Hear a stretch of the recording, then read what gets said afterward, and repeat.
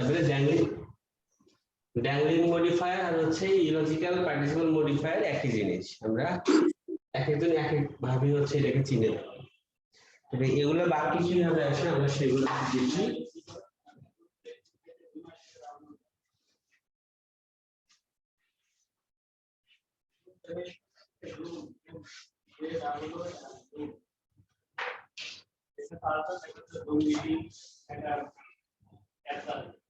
আগে পার্টিসিপল করছিলাম, তোদের মনে আছে?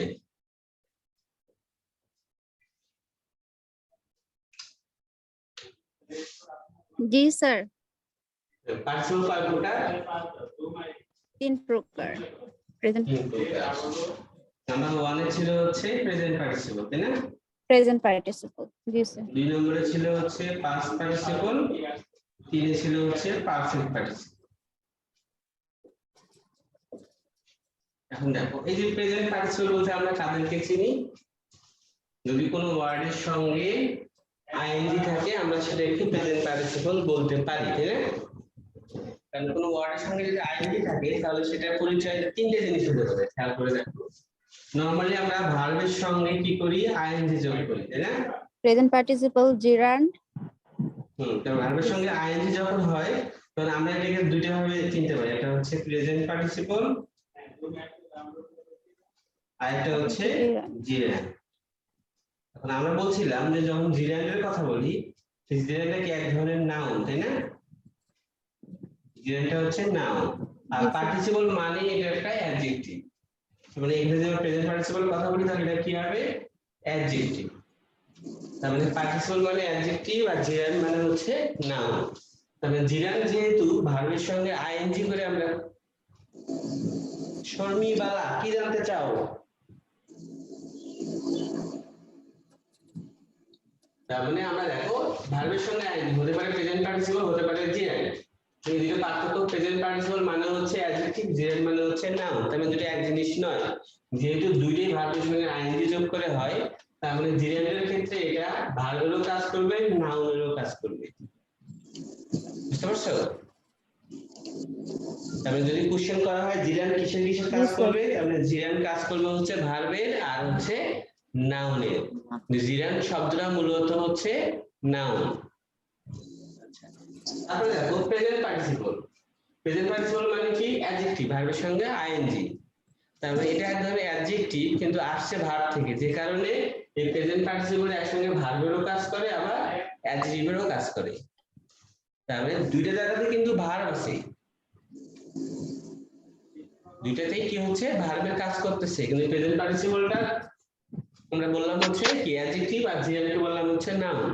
যেহেতু এটা দুইটা করে পরিচয়, যেটাকে বলা হয় ডাবল পার্টস অফ স্পিচ, অর্থাৎ যে পার্টস অফ স্পিচ দুইটা পরিচয় বহন করে। তবে আশা করি মনে রাখবেন প্রেজেন্ট পার্টিসিপল অ্যাডজেক্টিভেরও কাজ করবে আবার ভার্বেরও কাজ করবে, কিন্তু সেন্টেন্সে যখন বসে তখন সেটা অ্যাডজেক্টিভ হিসেবে বসে। আর জিরান্ড ভার্বেরও কাজ করবে আবার নাউনেরও কাজ করবে, কিন্তু সেন্টেন্সে নাউন হিসেবে বসে। আচ্ছা, কিছু কিছু ক্ষেত্রে আমরা দেখি যে এই যে প্রেজেন্ট পার্টিসিপল কিংবা জিরান্ড বা এর বাইরেও আছে কিছু জিনিস,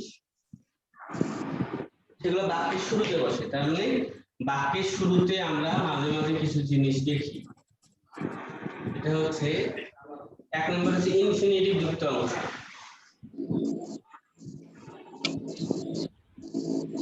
ইনফিনিটিভ যুক্ত অংশ। নাম্বার 2 এ দেখি হচ্ছে প্রেজেন্ট পার্টিসিপল যুক্ত অংশ। আবার দেখি যে পাস্ট পার্টিসিপল দিয়েও এটা শুরু হতে পারে। আবার আরেকটা বিষয় আমরা দেখি, সেটা হচ্ছে পারফেক্ট পার্টিসিপল দিয়েও শুরু হতে পারে।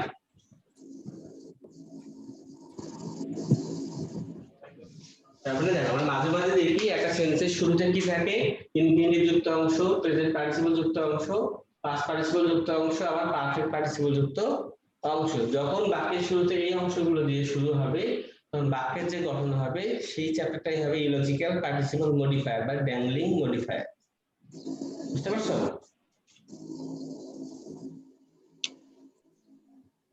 কি কারা বুঝতে পারোনি? এই অংশগুলো একটু টুকে নাও। মানে আমরা যে চ্যাপ্টারটা করব ড্যাংলিং মডিফায়ার বা ইলজিক্যাল পার্টিসিপল মডিফায়ার, সেটাতে দেখবো শুরুতে থাকবে হচ্ছে ইনফিনিটিভ যুক্ত অংশ, প্রেজেন্ট পার্টিসিপল যুক্ত অংশ, পাস্ট পার্টিসিপল যুক্ত অংশ, তো পারফেক্ট পার্টিসিপল যুক্ত অংশ।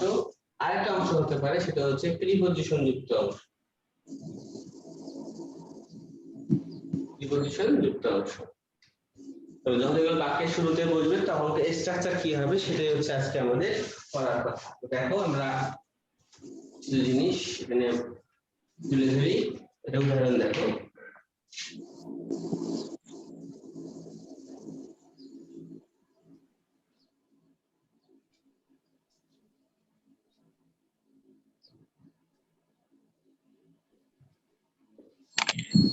Running along the street,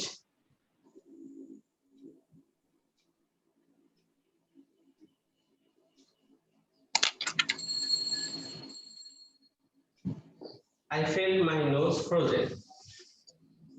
running along the street এই অংশটা বাক্যের শুরুতে বসছে। এই যে রানিং, রানিং থেকে জিরান না প্রেজেন্ট পার্টিসিপল? দেখো রানিং শব্দটা কিন্তু এখানে জিরান নয়। কেন জিরান নয়? জিরান। জিরান কি জিরান নয়, কারণ হচ্ছে জিরান নাউন সাবজেক্ট হিসেবে বসে, মানে নাউন যেভাবে বসে জিরানটা ঠিক একই ভাবে বসে। নাউন বসে সাবজেক্ট হিসেবে, অবজেক্ট হিসেবে, প্রিপজিশনাল অবজেক্ট হিসেবে, তাই না? তাহলে এখানে দেখো সাবজেক্ট হচ্ছে আমাদের এখানে আই, ভার্ব হচ্ছে এখানে হচ্ছে ফেল্ট, যেখানে সাবজেক্ট এবং ভার্ব পাইছি। তো সাবজেক্ট এখানে নাউন বা প্রোনাউন হয়েছে। তো এখানে সাবজেক্ট এবং ভার্বের ক্ষেত্রে দেখো দুটো জিনিসই আছে। সো এই অংশটা কিন্তু আমাদের সরাসরি দরকার নাই। রানিং অ্যালং দ্য স্ট্রিট বলতে বোঝাচ্ছে যে এই আইটা যে হচ্ছে হাঁটতে ছিল সেটা, মানে তার মানে স্যার এই যে এইসব ক্ষেত্রে স্যার মডিফায়ার, এই ড্যাংলিং মডিফায়ারের ক্ষেত্রে কি সবসময় কি এই সাবজেক্টটা কি লুকায়িত থাকবে? ওইটাই খুঁজতে হবে যে সাবজেক্টটা কি। হ্যাঁ হ্যাঁ, রানিং অ্যালং দ্য স্ট্রিট বলতে বোঝাচ্ছে আইটার অবস্থা কেমন, আই কোন অবস্থায় আছে সেটা। যেহেতু কোনো কিছুকে মডিফাই করলে আমরা সেটাকে কি বলি, অ্যাডজেক্টিভ বলি। তার মানে রানিং অ্যালং দ্য স্ট্রিট, এই রানিংটা হচ্ছে প্রেজেন্ট পার্টিসিপল। তো এই রানিংটা হচ্ছে প্রেজেন্ট পার্টিসিপল। এখানে জিরান বলতে পারছি না, কারণ জিরান হচ্ছে নাউন, নাউন বসে হচ্ছে সাবজেক্টের জায়গা কিংবা অবজেক্টের জায়গা, কিন্তু এখানে সাবজেক্ট কিংবা অবজেক্টের জায়গায় এটা বসেনি। এই অংশটা বসে হচ্ছে কমপ্লিমেন্ট হিসেবে সেন্টেন্সের অবস্থাকে বর্ণনা করার জন্য, বা সেন্টেন্সের কোনো একটা পার্টকে বর্ণনা করার জন্য। মানে এখানে আই কে বর্ণনা করার জন্য এই অংশটা আসছে, রানিং অ্যালং দা স্ট্রিট। তার মানে এই অংশটা হচ্ছে আমাদের মডিফায়ার। কাকে মডিফাই করতেছে? এই আই কে। তার মানে এই মডিফায়ারটা শুরু হচ্ছে কি দিয়ে? দেখো প্রেজেন্ট পার্টিসিপল দিয়ে। তার মানে প্রেজেন্ট পার্টিসিপল দিয়ে শুরু হওয়ার কারণে এটাকে আমরা বললাম মডিফায়ার। আর এই অংশটা যেহেতু আই কে মডিফাই করতেছে, তার মানে বুঝতেই পারছি যে এটা কোনোভাবে জিরাইভ হচ্ছে না। তো যখনই আমরা এরকম কোনো কিছু বাক্যের শুরুতে দেখবো, তখন আমরা দেখে নিব যে এর সঙ্গে কার সম্পর্ক। Running along the street, street বরাবর যে হাঁটতেছিল, কে হাঁটতেছিল? এটা হচ্ছে আই, তাই নাকি? তার মানে সাবজেক্ট হিসেবে আমরা কি ইউজ করতে হবে? এখানে আই কে ইউজ করতে হবে। তো কোনোভাবে মাইনস বা অন্য কোনো কিছুকে আমরা সাবজেক্টের জায়গায় বসাইতে পারবো না। এটা বুঝতে পারছো? এটা যদি বুঝতে পারে একটা উদাহরণ দিই এখানে, তারপর তোমরা পারো কিনা। পরীক্ষা যেভাবে আসতে পারে, কোশ্চেনটা হবে এরকম: চুজ দা কারেক্ট সেন্টেন্স। এটা দিলাম হচ্ছে বই থেকেই দিচ্ছি।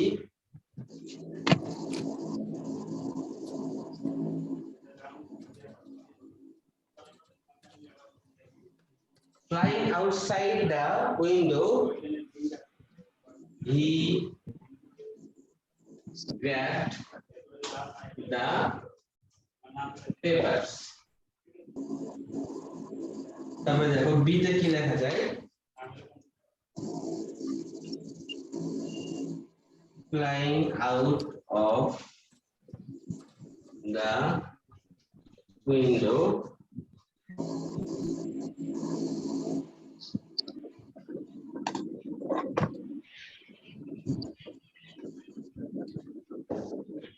নাম্বার 3 তে দিচ্ছি হচ্ছে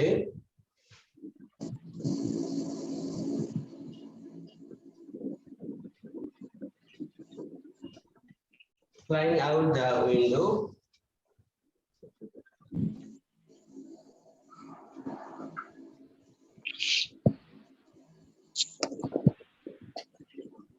এই তোমরা আনমিউট করো না কেন? তোমাগুলোকে লেখা দেখতে পাচ্ছি না।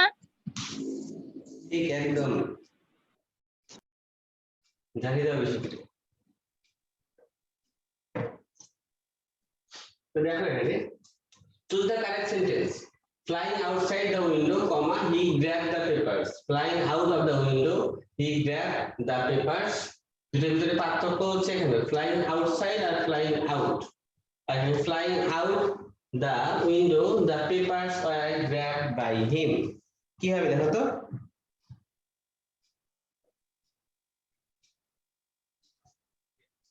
এখানে খেয়াল করে দেখো, আমরা প্রথম অংশটা খেয়াল করি।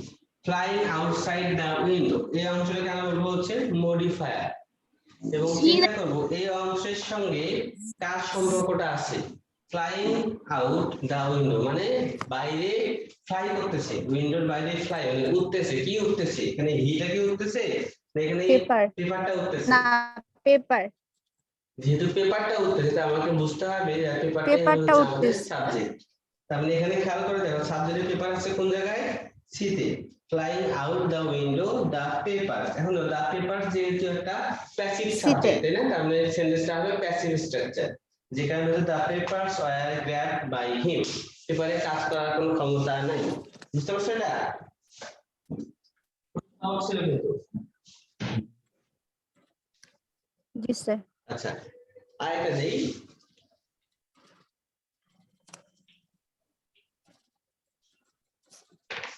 সেটা হচ্ছে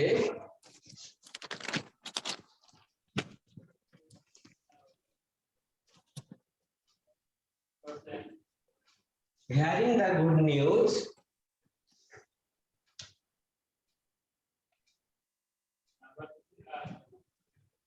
I was happy. তারপরে দেখো হচ্ছে পরেরটা দিলাম hearing the good news, happy I was. Number 3 তে দিলাম hearing the good news, comma,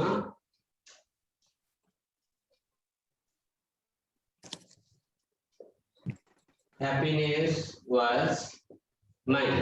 কি হবে দেখো তো? এক নাম্বার आंसर, এক নাম্বার স্যার। তার মানে এক নাম্বার থাকবে, কারণ হচ্ছে আমরা দেখলাম হিয়ারিং দ্য গুড নিউজ এই অংশটা হচ্ছে কি আমাদের মডিফায়ার। তার মানে আইএনজি যুক্ত অংশ যদি প্রথমে থাকে তাহলে দেখতে হবে এটা মডিফায়ার কিনা, তাই না? তার মানে এই অংশটা পুরোটাই আমরা মডিফায়ার বললাম, কারণ এই অংশটা পরে এই সাবজেক্টটাকে মডিফাই করতেছে, আয়ের অবস্থাটাকে প্রকাশ করতেছে, আইটা কোন অবস্থায় আছে কিভাবে আছে সেটা। তার মানে আই হচ্ছে সাবজেক্ট, সাবজেক্টের দোষ গুণ অবস্থা সংখ্যা পরিমাণ ইত্যাদি বোঝায় তাকে বলা হয় কি অ্যাডজেক্টিভ। আর যেহেতু এখানে আইএনজি যুক্ত অংশ তার মানে এটা হচ্ছে প্রেজেন্ট পার্টিসিপল, তাহলে বাক্যের শুরুতে প্রেজেন্ট পার্টিসিপল দিয়ে মডিফায়ার যুক্ত হতে পারে। তো এই মডিফায়ার থেকে আমাদেরকে সাবজেক্টটা বের করে নিতে হবে, অর্থাৎ এই মডিফায়ারের সঙ্গে সেন্টেন্সের কোন পার্টের সম্পর্ক সেটা বের করে নিতে হবে। বের করে নেওয়ার পর আমরা দেখবো যেটা আসলে অ্যাক্টিভ স্ট্রাকচারে যায় না হচ্ছে প্যাসিভ স্ট্রাকচারে যায়। বুঝতে পারছো? আচ্ছা আরেকটা উদাহরণ দিব একই রকম, এটা বারবার পরীক্ষায় আসে।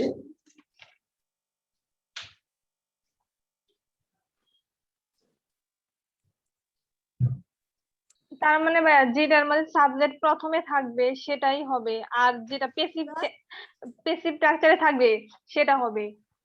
সিম্পল স্ট্রাকচার আর পেসিভ স্ট্রাকচার দুইটাই হবে, কিন্তু সাবজেক্টটা মডিফাই করবে। সাবজেক্টকে যদি মডিফাই করে সেটা হচ্ছে পার্টিসিপল, সেটা জেনে যাবে, সেটা হচ্ছে প্রেজেন্ট পার্টিসিপল। ভাই আরো কয়েকটা উদাহরণ দেন।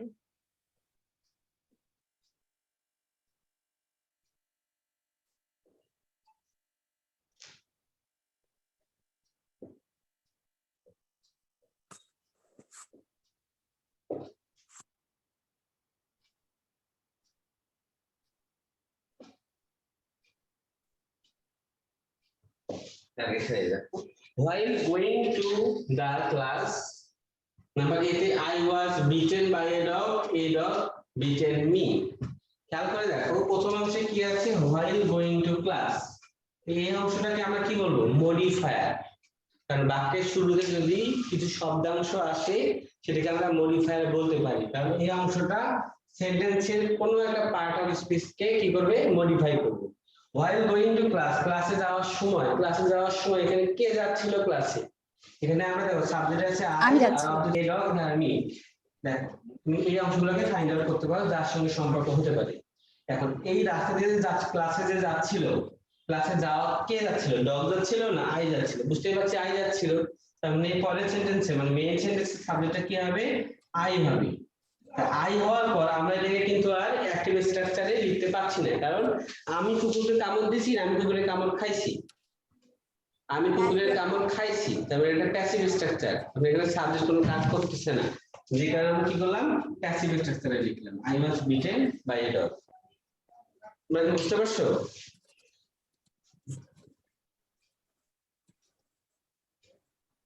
তোমরা কি এটি বুঝতে পারছো? না কেউ কথা জি বলে না। স্যার। ভাইয়া আবার একটু বলেন। জি স্যার। মনে করো এই যে আমি প্রথমে কি লিখলাম? while going to class। তোমার মনে হইতে পারে এখানে গোয়িংটা জিরার না প্রেজেন্ট পার্টিসিপল, তাই না? তো তুমি পুরো অংশটাকে নাও, পুরো অংশটাকে চিন্তা করো, কারণ এখানে কমা আছে। এই কমা যুক্ত অংশ সেন্টেন্সের ইম্পর্টেন্ট অংশ নয়।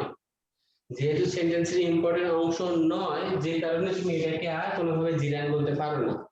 জিরান মানে হচ্ছে নাউন, সাবজেক্টের জায়গায় বসতে পারে কিংবা অবজেক্টের জায়গায় বসতে পারে বা প্রিপজিশনের পরে বসতে পারে। তবে এটা কি সাবজেক্টের জায়গা? দেখো তো, দেখো while going to class এর ভিতরে কিন্তু কোনো রকম সাবজেক্টও নাই, ভার্বও নাই।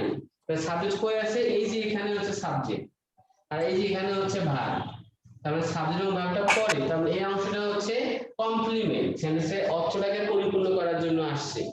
অর্থাৎ while going to class এই যাওয়ার কথাটা কাকে বোঝাচ্ছে? আই কে বোঝাচ্ছে। আই চলন্ত অবস্থায় ছিল, এই অবস্থাটাকে বোঝাচ্ছে। তার মানে এই অংশটা ইম্পর্টেন্ট অংশ না হলেও সাবজেক্টকে মডিফাই করতেছে, সাবজেক্টের অবস্থাকে বোঝাচ্ছে। যেহেতু এটা সাবজেক্টের অবস্থা বোঝাচ্ছে, সাবজেক্টকে যদি কোনোভাবে দোষ, গুণ, অবস্থা ইত্যাদি দিয়ে মডিফাই করা যায়, তাহলে সেই অংশটাকে বলা হয় অ্যাডজেক্টিভ। তাহলে এই অংশটা এক ধরনের অ্যাডজেক্টিভ, যেটাকে আমরা মডিফায়ার বলি, কারণ এটা সাবজেক্টকে মডিফাই করে। আর যেহেতু আইএনজি আছে, তার মানে এটা হচ্ছে তখন প্রেজেন্ট পার্টিসিপল, কারণ অ্যাডজেক্টিভ আইএনজি মানে প্রেজেন্ট পার্টিসিপল, আর নাউনে আইএনজি মানে হচ্ছে জিরান। এটা হচ্ছে এটার মেইন কথা। আমাদের সাথে পার্টিসিপলে একটা প্রবলেম আছে, যে কারণে এমনটা মনে হচ্ছে। আচ্ছা এটা দেই,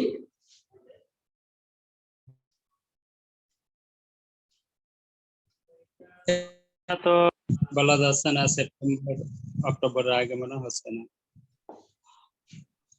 আপনি লাইনে আছেন, আপনার ইয়ে আসতেছে এখানে। To relieve pressure in the skull,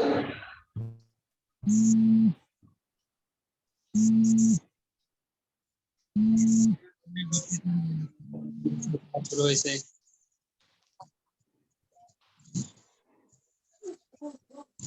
এখন নিচে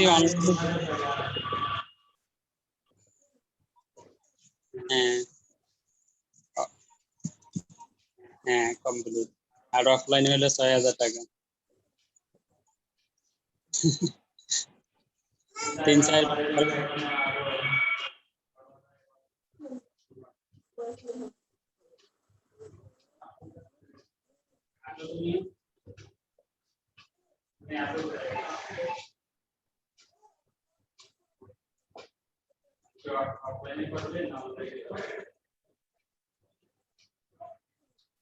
এই চ্যাপ্টারের কোশ্চেন গুলো একটু বড় বড় হয়, যে কারণে একটু সময় বেশি লাগে। হ্যাঁ,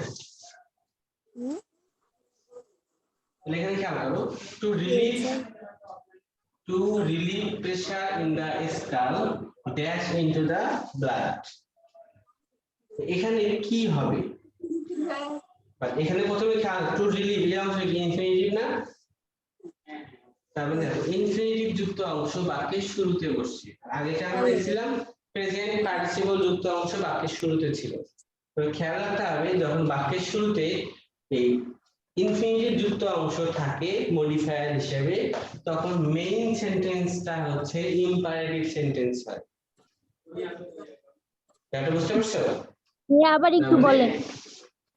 যদি প্রথম অংশে বাক্যের শুরুতে ইনফিনিটিভ যুক্ত অংশ থাকে, আগেটা আমরা কি দেখছিলাম প্রেজেন্ট পার্টিসিপল যুক্ত অংশ আইএনজি যুক্ত অংশ তাই না তো হ্যাঁ, এখানে বুঝলাম। আমরা সাবজেক্টটাকে খুঁজে বের করছিলাম যে ওর সঙ্গে কার সম্পর্ক সেটা হবে সাবজেক্ট যেমন while going to class ক্লাসে যাওয়ার সময় কে যাচ্ছিল আই যাচ্ছিল যেমন আইটা হবে সাবজেক্ট দেন একই হবে না প্যাসিভ হবে আমরা ঠিক করছিলাম বাট এখন দেখতে পাচ্ছি যে ইনফিনিটিভ যুক্ত অংশ বাক্যের শুরুতে আছে এখন আর প্রেজেন্ট পার্টিসিপল নাই যেহেতু ইনফিনিটিভ যুক্ত অংশ বাক্যের শুরুতে আসে তখন মনে রাখতে হবে মেইন সেন্টেন্সটা হবে imperative sentence imperative sentence imperative sentence কিভাবে গঠিত হয় ইম্পারেটিভ সেন্টেন্স গঠিত হয় হচ্ছে বাক্যের বেস ফর্ম দিয়ে তাই না মানে ইম্পারেটিভ সেন্টেন্সে কি থাকে সাবজেক্টটা উজ্জ থাকে যেটা ইউ তার মানে আমরা বুঝতেই পারছি যে এখানে ইউ উইল ইনজেক্ট এটা হবে না টু ইনজেক্ট এটাও হবে না হবে কোনটা C inject a strong solution ঠিক আছে তোমরা জি, স্যার। বুঝতে পারছো না না বুঝছি কোনটা বুঝতে পারোনি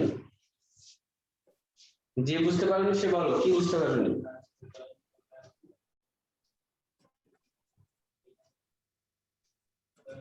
আবারও বলি দেখো ইনফিনিটিভ যুক্ত অংশ বাক্যের শুরুতে বসছে তখন ইনফিনিটিভ যুক্ত অংশ যদি বাক্যের শুরুতে বসে কি হিসেবে মডিফায়ার হিসেবে তখন মেইন সেন্টেন্সটা হচ্ছে ইম্পারেটিভ সেন্টেন্স হয় ইম্পারেটিভ সেন্টেন্স কিভাবে গঠিত হয় বাক্যের বেস ফর্ম দিয়ে যেমন ধরো আমি যদি বলতাম ডু ইট এটা করো এটা কি হতো ইম্পারেটিভ সেন্টেন্স হইতো না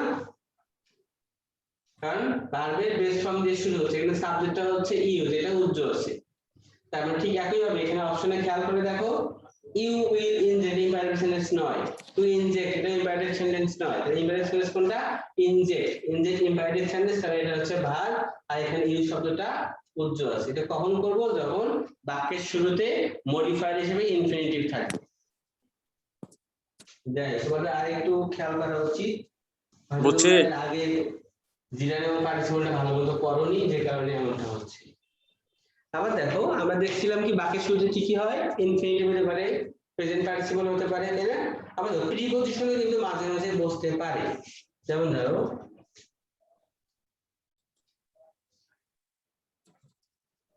after graduating from Dhaka university দিলাম এখানে ধরো প্রফেসর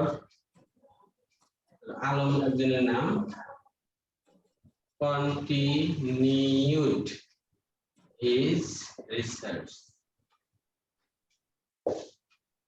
এখানে খেয়াল করে দেখো আফটার গ্রাজুয়েটিং ফ্রম ডিইউ এই অংশটা কি হচ্ছে সেন্টেন্সে ইম্পর্টেন্ট অংশ নয় কেন ইম্পর্টেন্ট অংশ নয় কারণ এই দেখো কমা দিছি এই কারণেই কারণ এটা হচ্ছে কমপ্লিমেন্ট যুক্ত অংশ এই অংশটা সেন্টেন্সের কোন একটা পার্ট অফ স্পিচকে মডিফাই করবে তাহলে এটা যে মডিফাই আমরা বুঝতেই পারছি এটা কাকে মডিফাই করতেছে after graduating from the Dhaka university থেকে গ্রাজুয়েট হওয়ার পর সেই ব্যক্তিটা কে এটা ব্যক্তি এখানে অবশ্যই প্রফেসর আলম এটা ব্যক্তি এই প্রফেসর আলমকে মডিফাই করতেছে হচ্ছে এই পুরো অংশটা আফটার গ্রাজুয়েটিং ফ্রম ডিউ বুঝতে পারছো তার মানে এখানে সাবজেক্ট কি হবে এই প্রফেসর আলম তাহলে বাক্যের শুরুতে প্রিপজিশনযুক্ত অংশ থাকতে পারে যাই হোক তোমাদের যে জায়গাতে প্রবলেম হচ্ছে আমি সেটা বুঝতে পারছি সেটার জন্য আমি তোমাদের কিছু প্র্যাকটিস দেই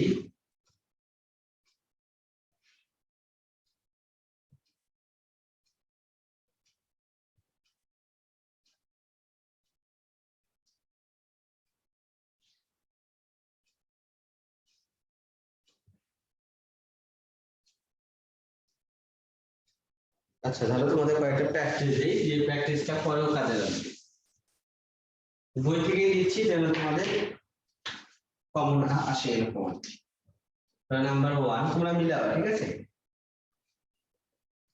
তোমরা পারলে এগুলো একটু খাতায় টুকে নিবা পরবর্তীতে কাজে লাগবে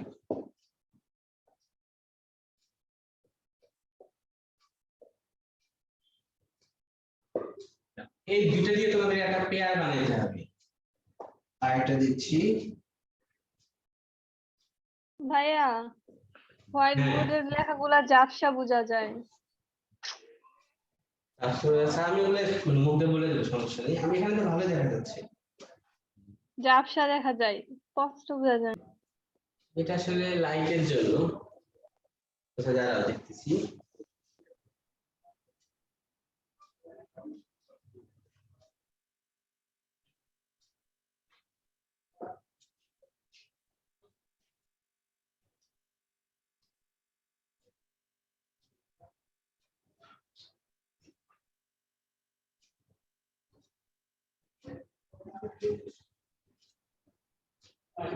আচ্ছা আমি এখন বলি, তোমরা দেখো কি লিখলাম। একে আছে হচ্ছে ক্যাচ দা বল, বলটা ধরো। 2 নম্বরে আছে ইট ইজ রোলিং, এটা ঘুরছে, রোল করতেছে। এখন তুমি দেখো এখানে এটা একটা সেন্টেন্স, এটা আরেকটা সেন্টেন্স, দুটো সেন্টেন্স না? আর আমরা যদি এই দুটো সেন্টেন্সকে একটা সেন্টেন্সে আনতে চাই তখন কিভাবে লিখতে পারি? তখনই আমাদের এই present participle, past participle, perfect participle এগুলোর ব্যবহার চলে আসবে। এখন দেখো ক্যাচ দা বল, এখানে ক্যাচটা হচ্ছে আমাদের ভার্ব আর দা বলটা কি আমাদের অবজেক্ট, যেটা একটা নাউন, তাই না? এখানে ইট ইজ রোলিং, এটা ঘুরছে, কি ঘুরতেছে? এই ভার্বটা ক্যাচটা ঘুরতেছে না দা বলটা ঘুরতেছে? বলটা ঘুরতেছে। তার মানে আমরা বুঝতেই পারছি কেন বলটা ঘুরতেছে।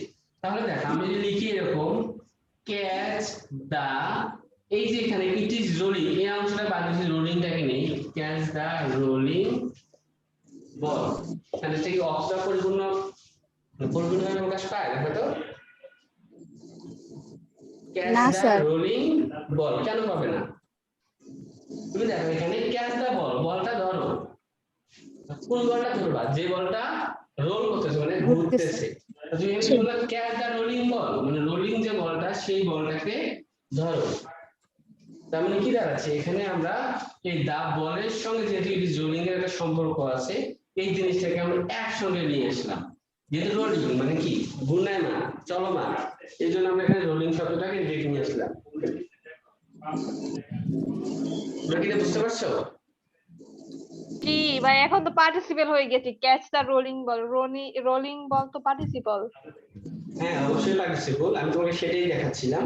তার মানে এই সেন্টেন্সে কিন্তু আমরা আর লিখলাম না, কি করলাম এই অংশটাকে আমরা একটা সেন্টেন্সের ভিতরে ঢুকাই ফেললাম। কিভাবে ঢুকাই ফেললাম?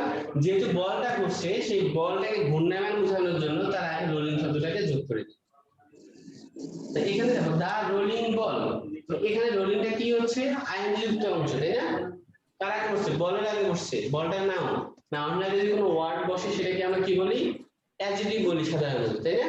তাহলে দেখো বল হচ্ছে এখানে নাউন, আর এই বলটা কি অবস্থায় আছে? রোলিং অবস্থায় আছে, নাউনকে মডিফাই করতেছে। তাহলে এটা হচ্ছে আমাদের প্রেজেন্ট পার্টিসিপল।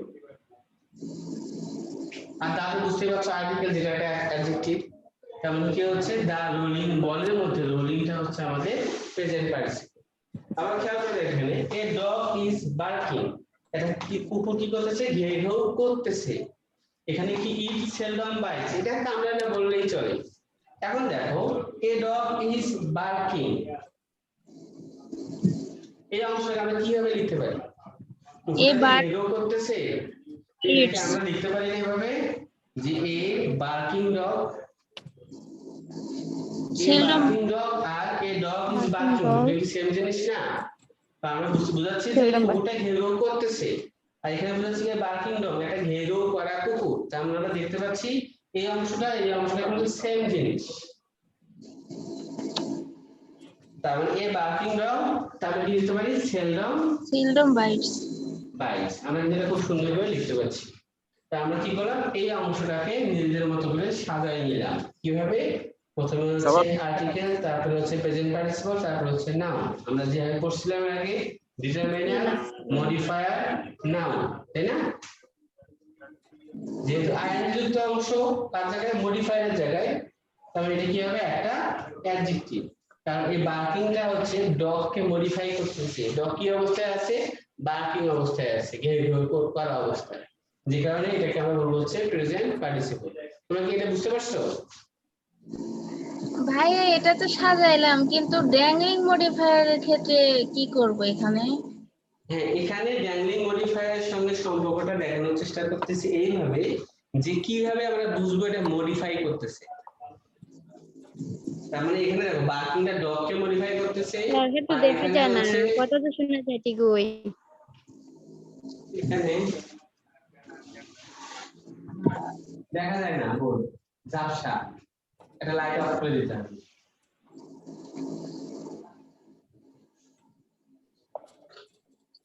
তো ড্যাংলিং মডিফায়ারে আমরা যেটা দেখতেছিলাম প্রথম যে ছবি সারি কিরকম দেখা যায়, ছবি দিতেছি। ড্যাংলিং মডিফায়ারের যে বিষয়টা সেটা হচ্ছে প্রথমে যে অংশটা থাকবে ইনফিনিটিভ যুক্ত অংশ কিংবা জিরান যুক্ত অংশ বা প্রিপজিশন যুক্ত অংশ বা অন্য পার্টিসিপল যুক্ত অংশ, এখন কি দেখা যাচ্ছে? দেখো তো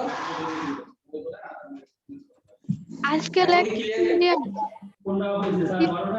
বড়টা বড়টা এখন কি ঠিক মতো দেখা যাচ্ছে? ভাইয়া দিছি আপনার ছবি, কথা This is বলতে ছবি। একজন।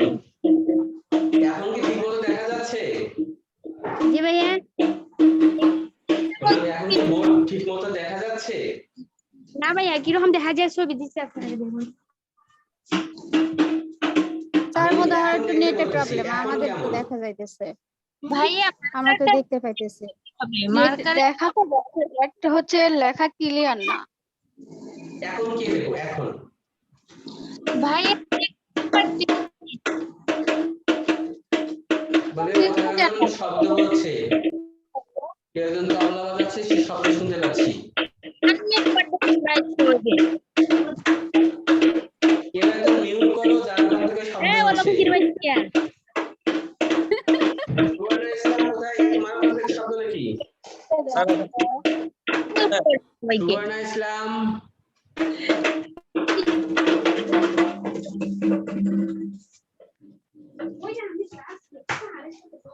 Redmi Note 9 9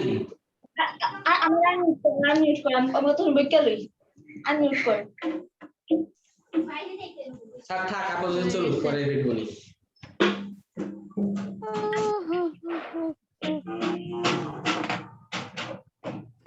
হ্যালো ভাইয়া, হ্যাঁ যে কোনো একটা চাপ দিলেই হইব। আচ্ছা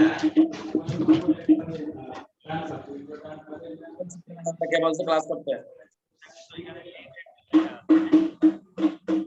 ও লিভ পাইছি দিছি ভাইয়া।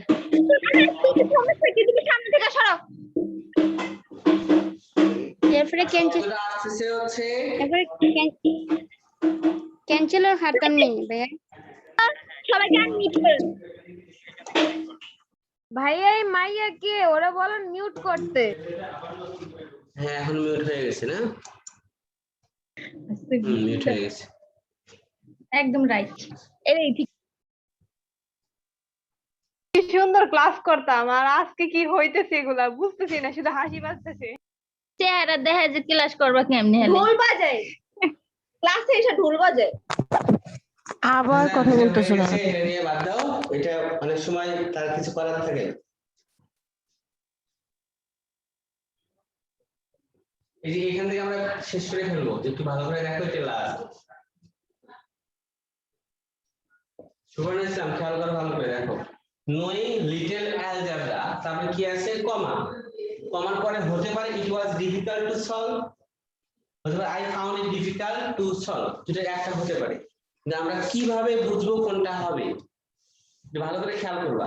প্রথমে দেখো এই অংশে নোয়িং লিটল অ্যালজেব্রাতে একটা কমা দেওয়া আছে, যে কমাকে নিয়ে বুঝবো এটা সেন্টেন্সের ইম্পর্টেন্ট অংশ নয়। এই অংশটা এখানে আসছে সেন্টেন্সের কোনো একটা পার্টকে বা কোনো একটা ওয়ার্ডকে বা সাবজেক্টকে কিংবা ভার্বকে কিংবা অবজেক্টকে মডিফাই করার জন্য।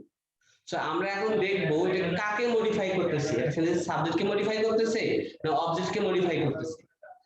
নোয়িং লিটল অ্যালজেব্রা, অ্যালজেব্রা জানার পর, মানে অল্প কিছু অ্যালজেব্রা জানার পর, এখন খেয়াল করে দেখো অ্যালজেব্রা জানবে কে? এখানে ইট না হচ্ছে এখানে আই। আই আই, তার মানে বুঝতে পারছি যে এই অংশের পরে যে সেন্টেন্সটা হবে সেটা শুরু হবে হচ্ছে আই দিয়ে, কারণ এই নোয়িং লিটল অ্যালজেব্রাটা আই কে মডিফাই করতেছে, মানে এই আই কে মডিফাই করতেছে। তার মানে আইটা পাওয়ার পর আমরা বাকিটাকে সাজাবো, হতে পারে পরেরটা অ্যাক্টিভ, হতে পারে পরেরটা প্যাসিভ, এটা ডিপেন্ড করবে আগে সাবজেক্ট খুঁজে পাবো, তারপর যদি সাবজেক্ট না খুঁজে পাই তাহলে আমরা এটা কোনোটাই করতে পারবো না। ভাইয়া আই এর পরে কি লিখছেন? বি নাম্বারে I found it difficult to solve. ঠিক আছে, বুঝতে পারছো? ভাইয়া প্রথম যে মানে সেন্টেন্সটা দেওয়া থাকবে সেটার সাথে সেন্টেন্স পরবর্তী না, এটা কয়েকটা ওয়ার্ড, এখানে সেন্টেন্স না। জি সেন্টেন্স মানে সেখানে একটা সাবজেক্ট থাকবে, একটা ভার্ব থাকবে। তুমি এই অংশে সাবজেক্ট নাই, ভার্ব নাই। আর তোমাদেরকে আমি বলছিলাম যে যখন কোনো একটা অংশে এরকম কমা দেওয়া থাকে সাবজেক্ট এবং ভার্ব ছাড়া, সেই অংশটা হচ্ছে কমপ্লিমেন্ট। এটা কোনোভাবে সেন্টেন্সের ইম্পর্টেন্ট অংশ নয়, সাবজেক্ট নয়, ভার্ব নয়। তাহলে এই অংশটা তাহলে কি? এই অংশ হচ্ছে ওই সেন্টেন্সে অর্থাৎ সাবজেক্ট কিংবা ভার্বকে মডিফাই করার জন্য আসছে। তো আমরা এখান থেকে দেখবো এই অংশটা কাকে মডিফাই করতেছে, সাবজেক্টকে না ভার্বকে? ভাইয়া যাকে মডিফাই করবে সেটাই হচ্ছে ড্যাংলিং মডিফায়ার হবে তাই তো? ড্যাংলিং মডিফায়ার তো বলছে এইটাই, নোইং রিলেটেড, এটা হচ্ছে ড্যাংলিং মডিফায়ার। এর সঙ্গে সম্পর্কটা কার সেটা তোমাকে বের করতে হবে সেন্টেন্সটা কারেক্ট করার জন্য। তুমি জানো নোইং রিলেটেড অ্যালজেব্রা এটা একটা মডিফায়ার। এই মডিফায়ারটার কারণে সেন্টেন্সটা কি রকম হবে তোমাদের এটা জানতে হবে। এটা জানার জন্য দেখতে হবে এটা কাকে মডিফাই করতেছে, যাকে মডিফাই করতেছে সেটাই হবে পরের সেন্টেন্সের সাবজেক্ট, মানে মেইন সেন্টেন্সের সাবজেক্ট। নোইং রিলেটেড অ্যালজেব্রা, আমরা অ্যালজেব্রা অল্প জানার পর এই জানাটা কি অ্যালজেব্রা, এটা বস্তুটা জানতে পারে না, তোমাকে কি করতে হবে, একটা ব্যক্তি খুঁজতে হবে। তাহলে দেখতে পেলাম যে আইটা হচ্ছে এই অ্যালজেব্রা অল্প জানে, তাছাড়া তো আর কোনো অপশন আর কিছু নাই। তাহলে আইটাই হবে এখানকার সাবজেক্ট। আইটা সাবজেক্ট হওয়ার পর তুমি দেখবা যে পরের অংশটা কি অ্যাক্টিভে মিলে না প্যাসিভে মিলে। আমরা দেখলাম যে এখানে অ্যাক্টিভে মিলতেছে, যে নোইং রিলেটেড অ্যালজেব্রা, আমি অ্যালজেব্রা এত পরিমাণ কম জানি যার কারণে একটা প্রবলেম সলভ করতে আমার কি হয়, ডিফিকাল্ট লাগে। তোমরা কি এটা বুঝতে পারছো? ভাইয়া ওটা কি সবসময় প্যাসিভে থাকবে? এর আগে তো বললাম যে অ্যাক্টিভে থাকবে না প্যাসিভে থাকবে ডিপেন্ড করবে সাবজেক্টের উপর। সাবজেক্ট বসানোর পর দেখবা সাবজেক্ট নিজে কাজ করতেছে কিনা, যদি নিজে কাজ করে তাহলে অ্যাক্টিভ, আর যদি নিজে না কাজ না করতে পারে তাহলে সেটা হচ্ছে প্যাসিভ। এর আগে একটা উদাহরণ দিছিলাম, তোমরা দেখো flying out the window the papers grabbed by him, মনে আছে? একটু আগে দিছিলাম। হ্যাঁ বুঝছি।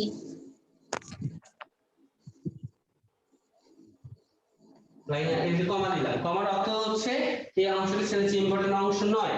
আর যেটা আইএনজি যুক্ত অংশ আর ইম্পর্টেন্ট যুক্ত অংশ নয়, তার মানে এটা হচ্ছে প্রেজেন্ট পার্টিসিপল যুক্ত অংশ আইএনজি। তবে এটা হচ্ছে মডিফায়ার অ্যাডজেক্টিভ। তারপর এই অংশ থেকে আমাকে কি বের করতে হবে, পরের সেন্টেন্সের সাবজেক্ট কি হবে। তো ফ্লাইং আউট দ্য উইন্ডো, উইন্ডোর বাইরে ফ্লাই উঠতেছে, কি উঠতেছে, আমি নিজে উঠতেছি না এটা পেপার উঠতেছে? পেপার উঠছে। তার মানে দা পেপারস হচ্ছে এখানকার সাবজেক্ট। এখন দেখো যখন আমি পেপারসটাকে সাবজেক্ট হিসেবে লিখলাম, লেখার পর দেখলাম যে পেপার তো নিজে নিজে উড়ে না, নিজে নিজে উড়ে না বাইরে কোনো প্রভাবের কারণে উড়ে? বাতাস।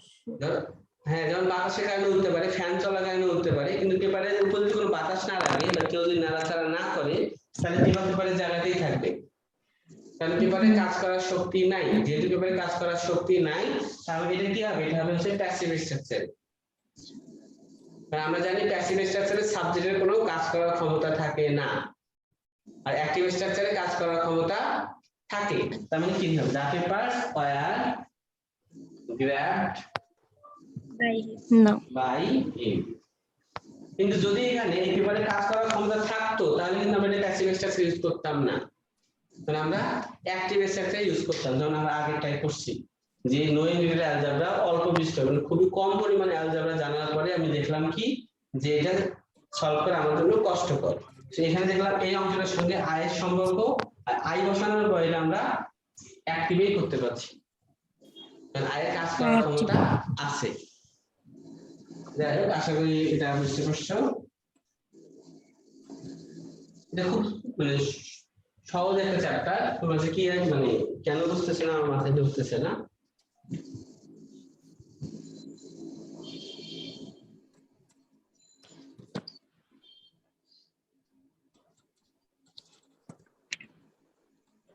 Young and ইনএক্সপেরিয়েন্সড।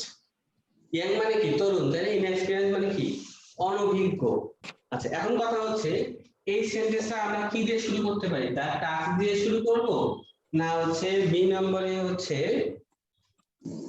আই দিয়ে শুরু করবো? দেখো তো,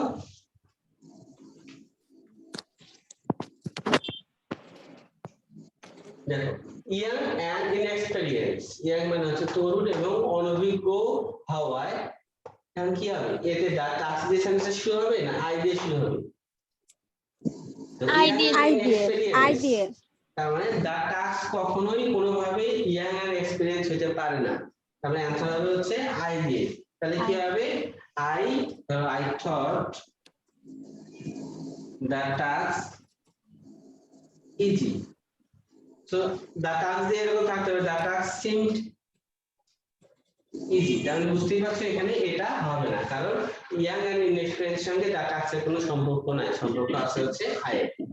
একটু এই বিষয়টা মাথায় রাখতে পারলে তোমাদের এই চ্যাপ্টারটা হয়ে যাবে। পরীক্ষা আসলে এগুলোর মধ্যে আসবে, আর যদি না আসে তাহলে তো কোনো কথাই নেই। যাই হোক, আমরা এখন প্রিপজিশন তোমরা করছো কিনা, প্রিপজিশন তোমরা আগে সলভ করছিলা? প্রিপজিশন আসলে আলাদাভাবে এভাবে পড়ানোর কিছু থাকে না, বাট তারপরে তোমাদের ইম্পর্টেন্ট অংশগুলো আমি দেখাচ্ছি, যে অংশগুলো তোমাদের মানে না জানলেই নয়, আর তোমরা নিজেরা চেষ্টা করবা এগুলো হচ্ছে কভার করার জন্য। হ্যালো ভাইয়া, আমি তোমাদের কেমন হয়েছে? ও এখন ঠিক আছে। এখন ওকে ভাই, আসসালামু আলাইকুম। দেখো প্রিপজিশন, প্রিপজিশন বলতে আমরা কি বুঝি? তোমাদের ওখানে কারো একজন শব্দ হচ্ছে, মানে হয়তো একটু হাতুড়ির শব্দ কিংবা অন্য কিছু শব্দ হচ্ছে, যার ওখান থেকে শব্দ হচ্ছে একটু মিউট করো, তার সবার জন্য সুবিধা হবে। দেখো প্রিপজিশন, প্রিপজিশন যদি আমরা ভাঙতে চাই, বিশ্লেষণ করতে চাই, এখানে দেখবো দুইটা ওয়ার্ড, একটা প্রি আর একটা হচ্ছে পজিশন। এই প্রি শব্দের অর্থ কি? পূর্বে। তোমরা যারা মিউট করতেছো না কত দেয়া নেব? তাদেরকে এনশিওর করতে হবে তোমাদের ওখান থেকে কোনো সাউন্ড যেন না আসে। যাদের ওখান থেকে সাউন্ড আসে তাদেরকে অবশ্যই মিউট করা উচিত এবং মিউট করতে হবে। দেখো প্রি শব্দের অর্থ হচ্ছে পূর্বে, পজিশন শব্দের অর্থ হচ্ছে কি? অবস্থান, তাই না? কারণ প্রিপজিশন শব্দের বাংলা অর্থ হচ্ছে পূর্বে অবস্থান। কারণ প্রিপজিশন সব সময় কিছু জিনিসের পূর্বে বসে, সেই জিনিসগুলো কি? দেখো প্রথমে আছে হচ্ছে নাউন, তারপরে আছে হচ্ছে প্রোনাউন। না তোমাদের বলে লাভ হচ্ছে না, তোমাদের ওখান থেকে কার ওখান থেকে শব্দ হচ্ছে বলো তো? রেডমি নোট 9 বিটি আছে না, ওইখান থেকে সবাই তো মিউটে। সবাই মিউটে, অনেকগুলো স্টুডেন্ট তো পার্ট বাই পার্ট সবাইকে দেখা যায় না। আছে তার ওইখান আচ্ছা থেকে Redmi Note 9 নতুন আজকে হয়তো ডাকে Redmi Note 9 যার ফোন সে একটু মিউট করে, আমি তাকে মিউটে রিকোয়েস্ট দিলাম, মিউট করে দাও। হ্যাঁ মিউট করে ফেলছে, আশা করি আর প্রবলেম নাই, বুঝছে মিউট করে ফেলছে। যা প্রি পদার্থ পূর্বে, পজিশন মানে হচ্ছে অবস্থান, পূর্বে অবস্থান, তার মানে প্রি পজিশন কিছু জিনিসের পূর্বে বসে, সেই জিনিসগুলো কি? দেখো প্রথমে আছে হচ্ছে নাউন, তার মানে প্রি পজিশন নাউনের পূর্বে বসে, প্রোনাউনের পূর্বে বসে, নাউন ফ্রেজেরও পূর্বে বসতে পারে।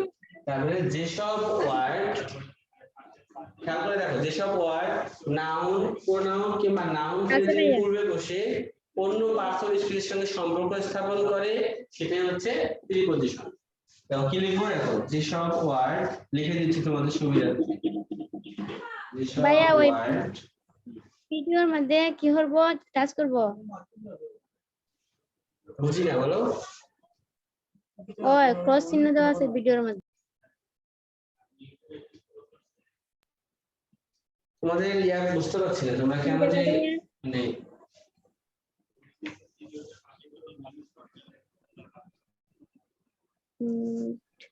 অবস্থা কেন আছে আছে ভাইয়া। সাইকোলো ডাকতেছে।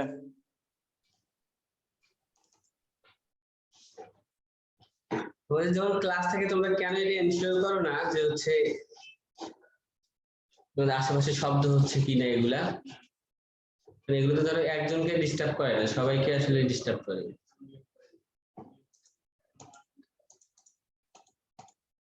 এখন একটু খেয়াল করো, হ্যাঁ আজকে হচ্ছে আসলে এটা মাঝে মাঝে হয়, এটাকে ওইভাবে নেওয়ার কিছু নাই।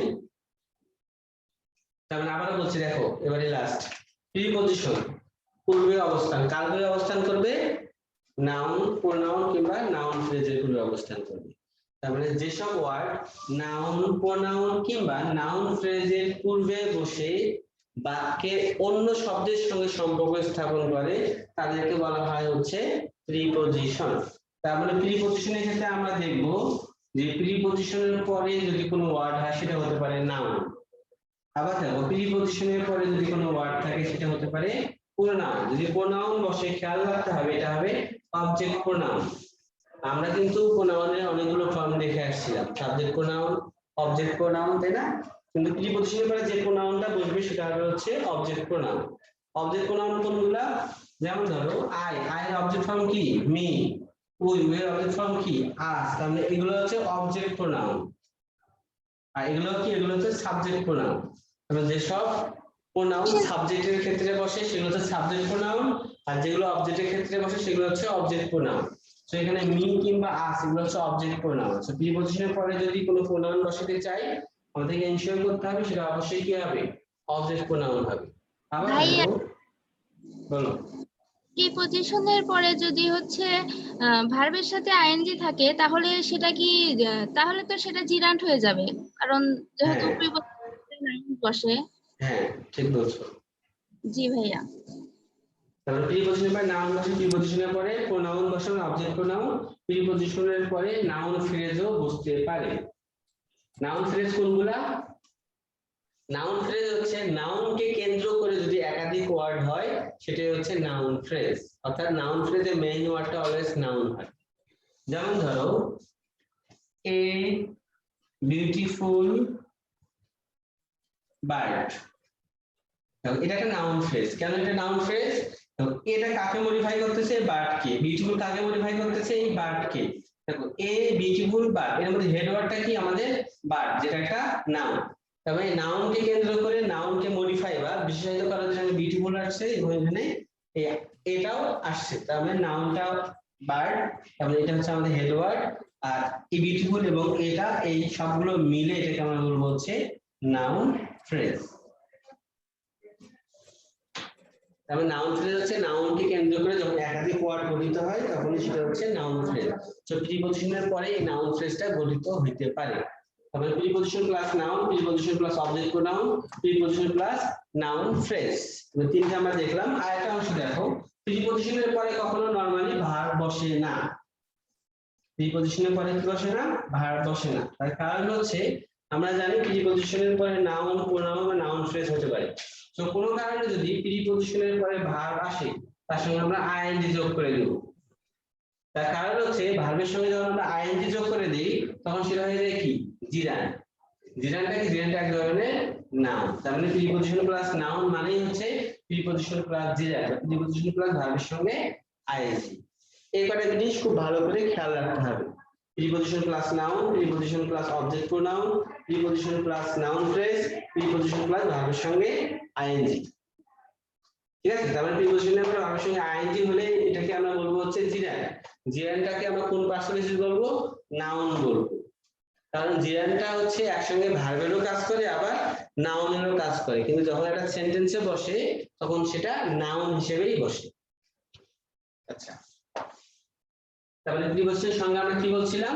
যেসব ওয়ার্ড কোন নাউন, প্রোনাউন কিংবা নাউন ফ্রেজের পূর্বে বসে বাক্যের অন্য শব্দের সঙ্গে সম্পর্ক স্থাপন করে সেটাই হচ্ছে প্রিপজিশন। যেমন ধরো আই, বাই থেকে লিখলাম হচ্ছে bought, I bought a pen for, ধরে লিখলাম হচ্ছে you, I bought a pen for you, তার মানে আমি একটা কলম কিনলাম তোমার জন্য। এই যে এখানে ফরটা কি? ফরটা হচ্ছে আমাদের প্রিপজিশন। তো প্রিপজিশনের পরে আমরা জানি কি বসে? নাউন, প্রোনাউন, নাউন ফ্রেজ বা ভার্বের সঙ্গে আইএনজি। তো আমরা দেখতে পেলাম এটা হচ্ছে অবজেক্ট প্রোনাউন। আমরা জানি প্রিপজিশনের পরে অবজেক্ট প্রোনাউন বসে, প্রিপজিশন প্লাস অবজেক্ট প্রোনাউন। তাহলে দেখো এই ইউটা কি করতেছে এখানে? এই ইউটা ফরের মাধ্যমে পেনের সঙ্গে সম্পর্ক তৈরি করে দিচ্ছে। আই বট এ পেন, আমি একটা কলম কিনলাম, এটা কিন্তু একটা সেন্টেন্স হয়ে গেছে। তো বাকি অংশ না হলেও কিন্তু চলতো, বাট আমি বাকি অংশটা কেন নিয়ে আসলাম, এই যে এ পেনের সঙ্গে এই একটা সম্পর্ক তৈরি করার জন্য। তার মানে কি বলতে চাই, যে প্রিপজিশন কি করে, এরপরে যে নাউন ফ্রেজ বা প্রোনাউন থাকে তার সঙ্গে বাক্যে আরেকটা শব্দের সম্পর্ক তৈরি করে দেয়। কনজাংশনের ক্ষেত্রে আমরা দেখছিলাম যে কি দুটো সেন্টেন্সের মধ্যে সম্পর্ক স্থাপন করে দেয়, তাই না? দুইটা নাউন ফ্রেজের মধ্যে বা দুইটা নাউনের মধ্যে সম্পর্ক স্থাপন করে দেয়। কিন্তু প্রিপজিশনে কি করে, প্রিপজিশন ওই শব্দটাকে অন্য যে কোনো একটা শব্দের সঙ্গে সম্পর্ক তৈরি করে দেয়। এই হচ্ছে পার্থক্য প্রিপজিশনের সঙ্গে কনজাংশনের। যেমন প্রিপজিশন কোনগুলো, দেখো প্রিপজিশন অনেক রকমের প্রিপজিশন হতে পারে। তো নরমাল প্রিপজিশনের মধ্যে ধরো আমরা দেখি in, on, at, over, below, between, among, তারপরে ধরো বিকজ অফ। বিকজ অফ, এখানে বিকজ যদি শুধু হইতো তাহলে কিন্তু এটা প্রিপজিশন হইতো না, কি হইতো, যেহেতু কনজাংশন। বিকজ অফটাকে, বিকজ অফটা হচ্ছে প্রিপজিশন, খেয়াল রাখতে হবে, কারণ একটু চেঞ্জ হইলেই পার্সন স্পেসের মধ্যে ভিন্নতা দেখা যায়। তার মানে বিকজ যদি হইতো তাহলে হচ্ছে কনজাংশন, আর বিকজ অফটা হচ্ছে প্রিপজিশন। আবার খেয়াল করে দেখো, ইনস্টিড অফ, এটা একটা কি প্রিপজিশন। তারপর কি হতে পারে খেয়াল করে দেখো,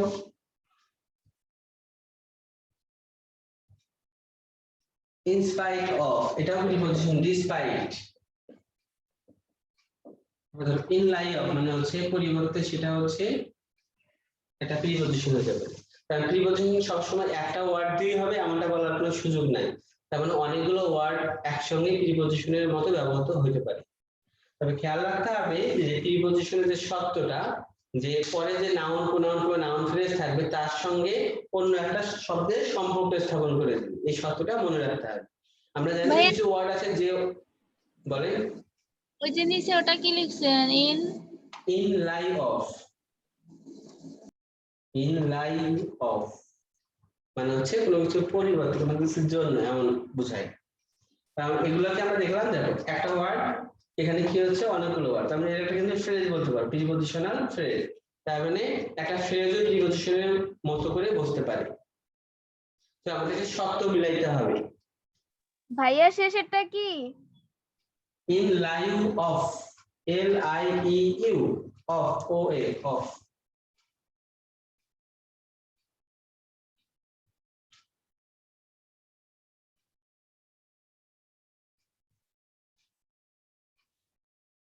যেমন ধরো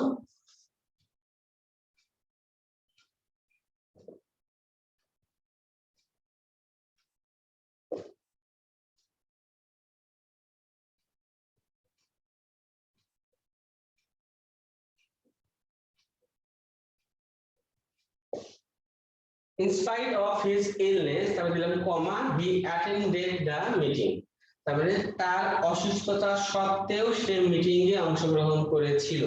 এখানে আমরা কি ইউজ করলাম, in spite of। in spite of এর আরেকটা ওয়ার্ড আছে, এটা হচ্ছে আমরা বলি despite। সেন্টেন্স হয়ে যায়। দেখো খেয়াল করো, despite এর পরে কিন্তু কখনো অফ বসে না, তুমি despite ইউজ করতে চাও তাহলে হবে হচ্ছে despite his illness he attended the meeting। আর যদি কোনো in spite ইউজ করতে চাও অবশ্যই এটা কি থাকবে, অফ থাকবে। তো এখানে in spite of বা despite এই দুটো কি, এই দুটো হচ্ছে প্রিপজিশন। কেন প্রিপজিশন খেয়াল করে দেখো, প্রিপজিশনের পরে কি বসে, নাউন, প্রোনাউন বা অবজেক্ট প্রোনাউন কিংবা নাউন ফ্রেজ। তার মানে দেখো his illness, এই অংশটা কি, এই অংশটা একটা নাউন ফ্রেজ। কেন নাউন ফ্রেজ, দেখো his illness এর ভিতরে ইংলিশটা হচ্ছে আমাদের নাউন, হিজটা হচ্ছে পজিটিভ অ্যাডজেক্টিভ। আর নাউনের পূর্বে যে ওয়ার্ডটা বসে সেটাকে আমরা কি বলি, অ্যাডজেক্টিভ বলি। তাহলে অ্যাডজেক্টিভ প্লাস নাউন, সো এটার হেড ওয়ার্ডটা যেহেতু ইলনেস বা নাউন, আমি এটা একটা নাউন ফ্রেজ। সো ডিসপাইট কিংবা ইনস্পাইট অফটা হচ্ছে আমাদের একটা প্রিপজিশন।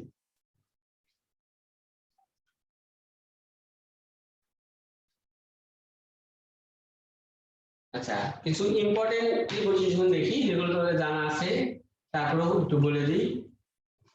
দেখো বিটুইন আর অ্যামং, এই দুটোর পার্থক্য কি?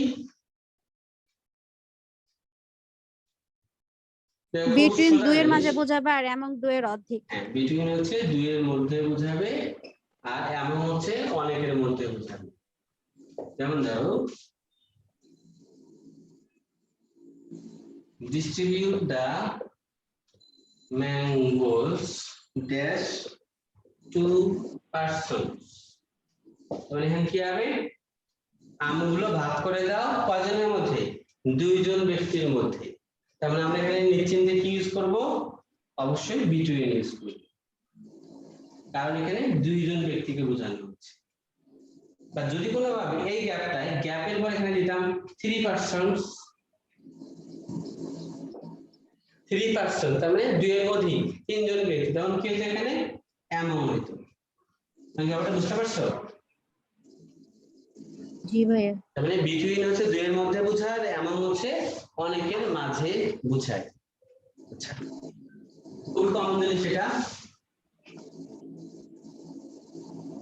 ধরো আমি যদি বলি ইন, তারপরে হচ্ছে অন, আর হচ্ছে অ্যাট, এখানে কি হতে পারে কিন্তু পার্থক্যটা দেখাচ্ছি।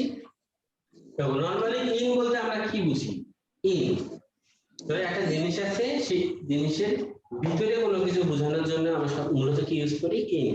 যেমন আমি ঢাকায় বাস করি, যদি বলতে না চাই ঢাকা এক্স্যাক্টলি কোথায়, তখন আমরা কি ইউজ করব, ইন ইউজ করব। ধরো আই লিভ ইন ঢাকা, এটা আমরা কি বোঝাচ্ছি, আমি ঢাকার মধ্যে কোনো এক জায়গায় বাস করি, সে ঢাকার মধ্যে, ধরো এটা হচ্ছে ঢাকা পুরোটা, তার মানে এখানে হতে পারে, এখানে হতে পারে, এখানে হতে পারে, এখানে হতে পারে, অর্থাৎ এটার ভিতরে এক্স্যাক্টলি কোনো কিছুকে বোঝায় না, তখন আমরা ইউজ করবো কি, in. I live in Dhaka. বা যদি কোনোভাবে বুঝাতে চাই একবার এক্স্যাক্টলি ওই জায়গাটাতে, তখন আমরা ইউজ করবো কি, অ্যাট। তখন আমরা লিখতে পারি ধরো আই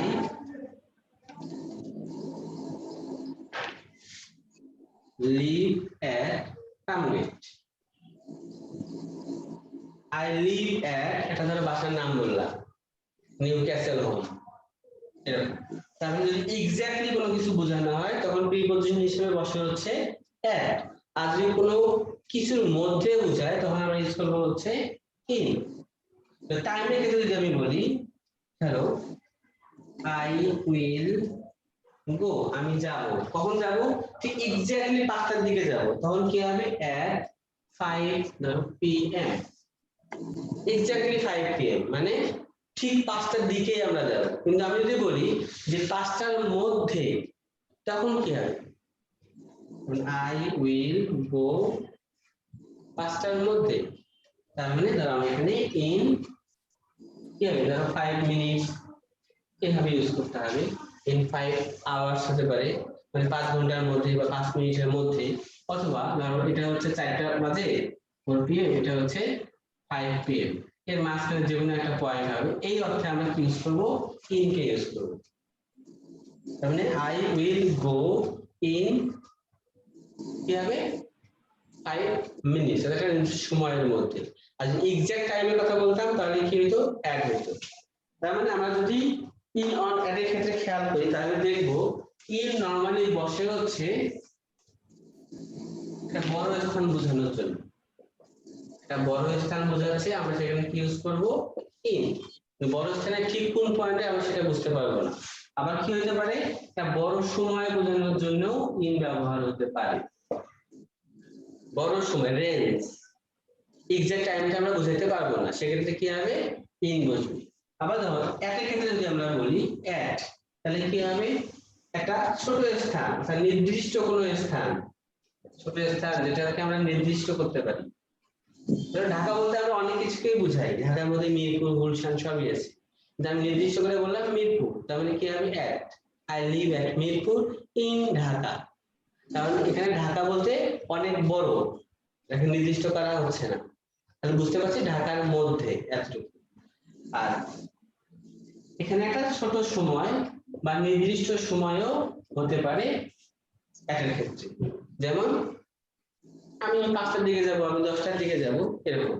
তার মানে বড় স্থান বা বড় সময়ের ক্ষেত্রে আমরা ইউজ করবো ইন, আর ছোট স্থান বা ছোট সময়ের ক্ষেত্রে ইউজ করবো কি, অ্যাট। তাহলে অন কখন ইউজ করবো, দেখো অন নরমালি আমরা ইউজ করবো তারিখের পূর্বে,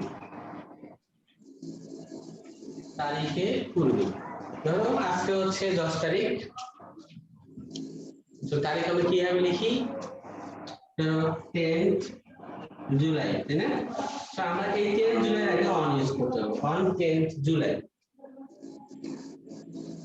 ঠিক আছে, আবার তুমি যদি বলো যে আর কোথায় ইউজ করতে হবে, তারিখের পূর্বে হতে বারের পূর্বেও আমরা ইউজ করতে পারবো, বারের পূর্বে। যেমন ধরো অন ফ্রাইডে, অন স্যাটারডে। তার মানে আমরা অন সাধারণত ইউজ করি দুইটা ক্ষেত্রে, সেটা হচ্ছে স্বাভাবিকভাবে তারিখের পূর্বে আর একটা হচ্ছে বারের পূর্বে। যদিও এই প্রিপজিশন গুলো বিভিন্ন সময় বিভিন্ন ভাবে ব্যবহার হয়, না আমরা জাস্ট কমন যে জিনিসগুলো আছে সেগুলো দেখতে পাচ্ছি। তার মানে ইনটা হচ্ছে বড় স্থান বড় সময়ের পূর্বে, একটা হচ্ছে ছোট স্থান কিংবা ছোট সময়ের পূর্বে, অনটা হচ্ছে তারিখের পূর্বে কিংবা বারের পূর্বে। তার মানে আমরা দেখলাম ইন, অন, অ্যাট, বিটুইন, এমন।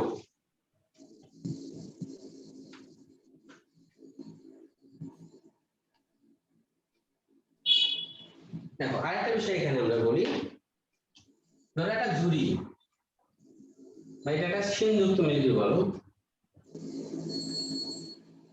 সিন্ধুকের মধ্যে তুমি তোমার সব জুয়েলারি গুলো রাখলা, জুয়েলারি গুলো রেখে দিলা। সিন্ধুকের মধ্যে, এই মধ্যে বলতে আমরা কি ইউজ করব? ইন। তাহলে কি হবে?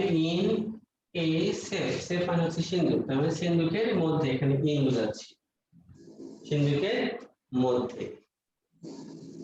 তারপরে ইন বুঝতে পারছো ইন কিরকম হয়? আবার খেয়াল করে দেখো, ধরো এটা একটা ক্লাসরুম, তোমাকে এখান থেকে তুমি যাচ্ছ, তোমাকে যেতে বলা হচ্ছে, তুমি যাচ্ছ, এই ক্লাসরুমের ভিতর দিয়ে তুমি পার হয়ে গেলা। এক্ষেত্রে তুমি কি ইউজ করবা? এক্ষেত্রে তুমি ইউজ করতে পারো হচ্ছে ইনটু। যেমন এরকম হতে পারে, they went into the classroom, ক্লাসরুমের এই মাঝ দিয়ে চলে গেল, সেটা হচ্ছে ইনটু। কিন্তু ইন বোঝাচ্ছে কি? ইন বোঝাচ্ছে কোনো কিছুর মধ্যে, বিষয়টা একটু খেয়াল রাখতে হবে।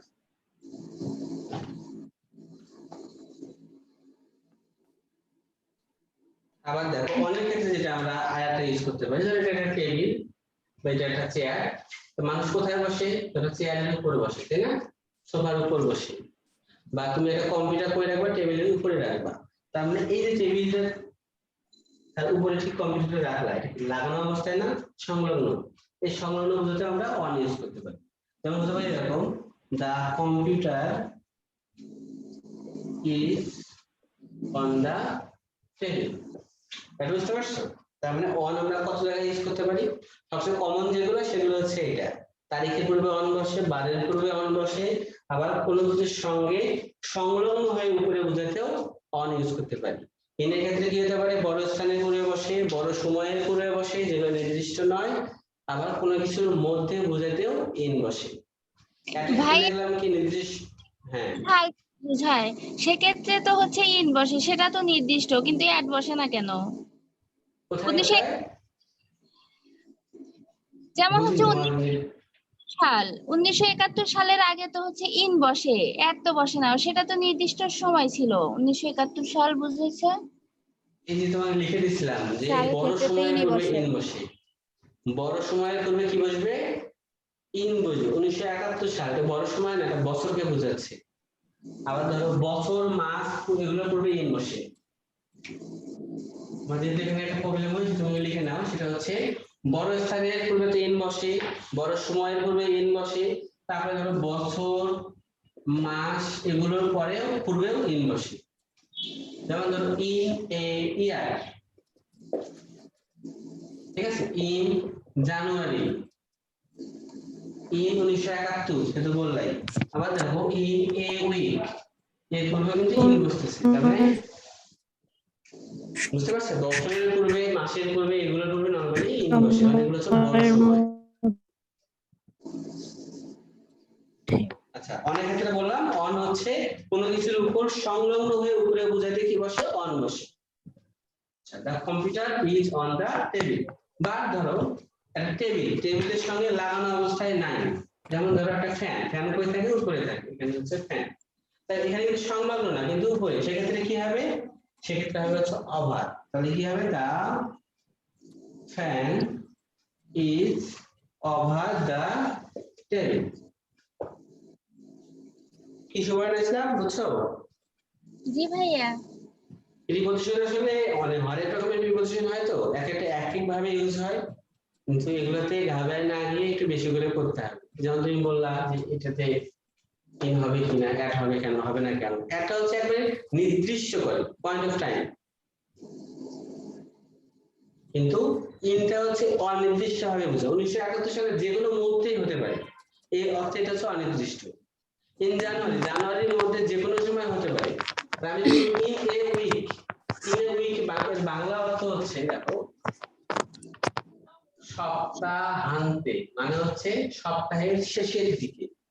যেমন ধরো আমি ঢাকা যাব এই সপ্তাহের শেষে, তাহলে কি হবে? I will go to Dhaka in a week, আমি সপ্তাহের শেষের দিকে ঢাকা যাব। তো এখানে আমরা ইনটা এই অর্থে ইউজ করতেছি। বা তুমি যদি অ্যাড ইউজ করতে চাও তখন কিন্তু অ্যাড এ উইক হয় না, এটা একটা ফ্রেজ আছে অ্যাট দা উইকেন্ড বলে একটা ফ্রেজ আছে, অ্যাট দা উইকেন্ড, যার অর্থ হচ্ছে সপ্তাহান্তে, একই অর্থ। তাহলে তুমি যদি অ্যাড ইউজ করতে চাও তোমাকে ইউজ করতে হবে হচ্ছে অ্যাট দা উইকেন্ড, আর তুমি ইন ইউজ করতে হবে ইন এ উইক, দুটোই তুমি ইউজ করতে পারো। সো অ্যাট দা উইকেন্ড শব্দের অর্থ কি? সপ্তাহান্তে বা সপ্তাহ শেষে। ইন এ উইক মানে হচ্ছে সপ্তাহান্তে বা সপ্তাহের শেষের দিকে। এতটুকু বুঝতে পারছো? অন ওভার সহজ আছে।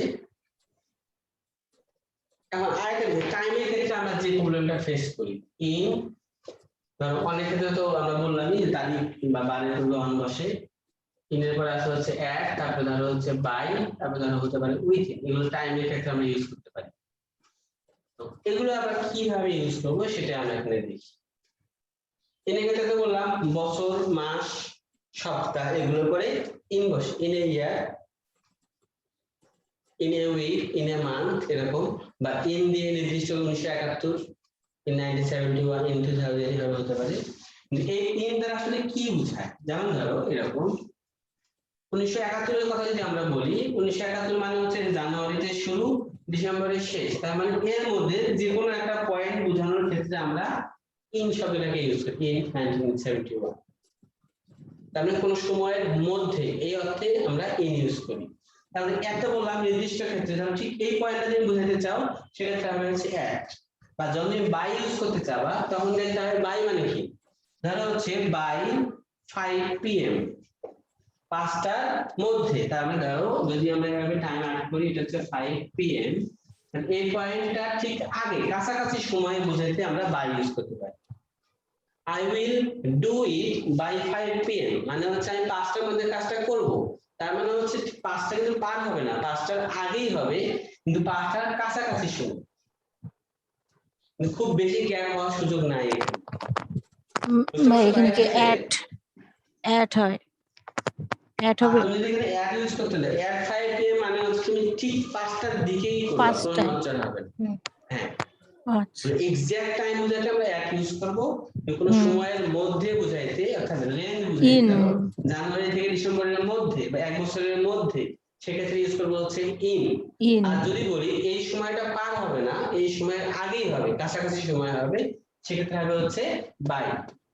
জি জি আচ্ছা, ইন এবং জি ভাই। উইথিনের মধ্যে একটা সম্পর্ক আছে, সেটা হচ্ছে দেখো এখানে ধরো এটা বাজে হচ্ছে 4টা PM, এখানে দিলাম হচ্ছে 5 PM।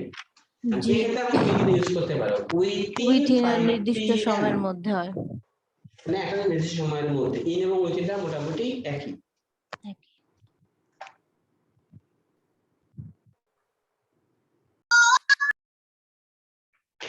তারপরে আসি আমরা হচ্ছে অ্যালং। অ্যালং বলতে আমরা বুঝাই হচ্ছে কোনো একটা জিনিস নাক বরাবর আছে।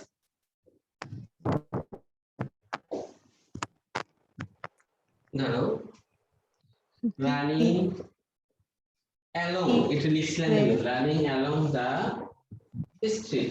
এই রানিং এর পরে কি দিলাম অ্যালং, তার মানে হচ্ছে তুমি দৌড়াচ্ছো, দৌড়ানোর সময় তার গতির চেঞ্জ হবে না, গতিটা হবে কি ঠিক নাক বরাবর সোজা। এরকম যদি কখনো তুমি বুঝাইতে চাও সেক্ষেত্রে কি ইউজ করবা? অ্যালং।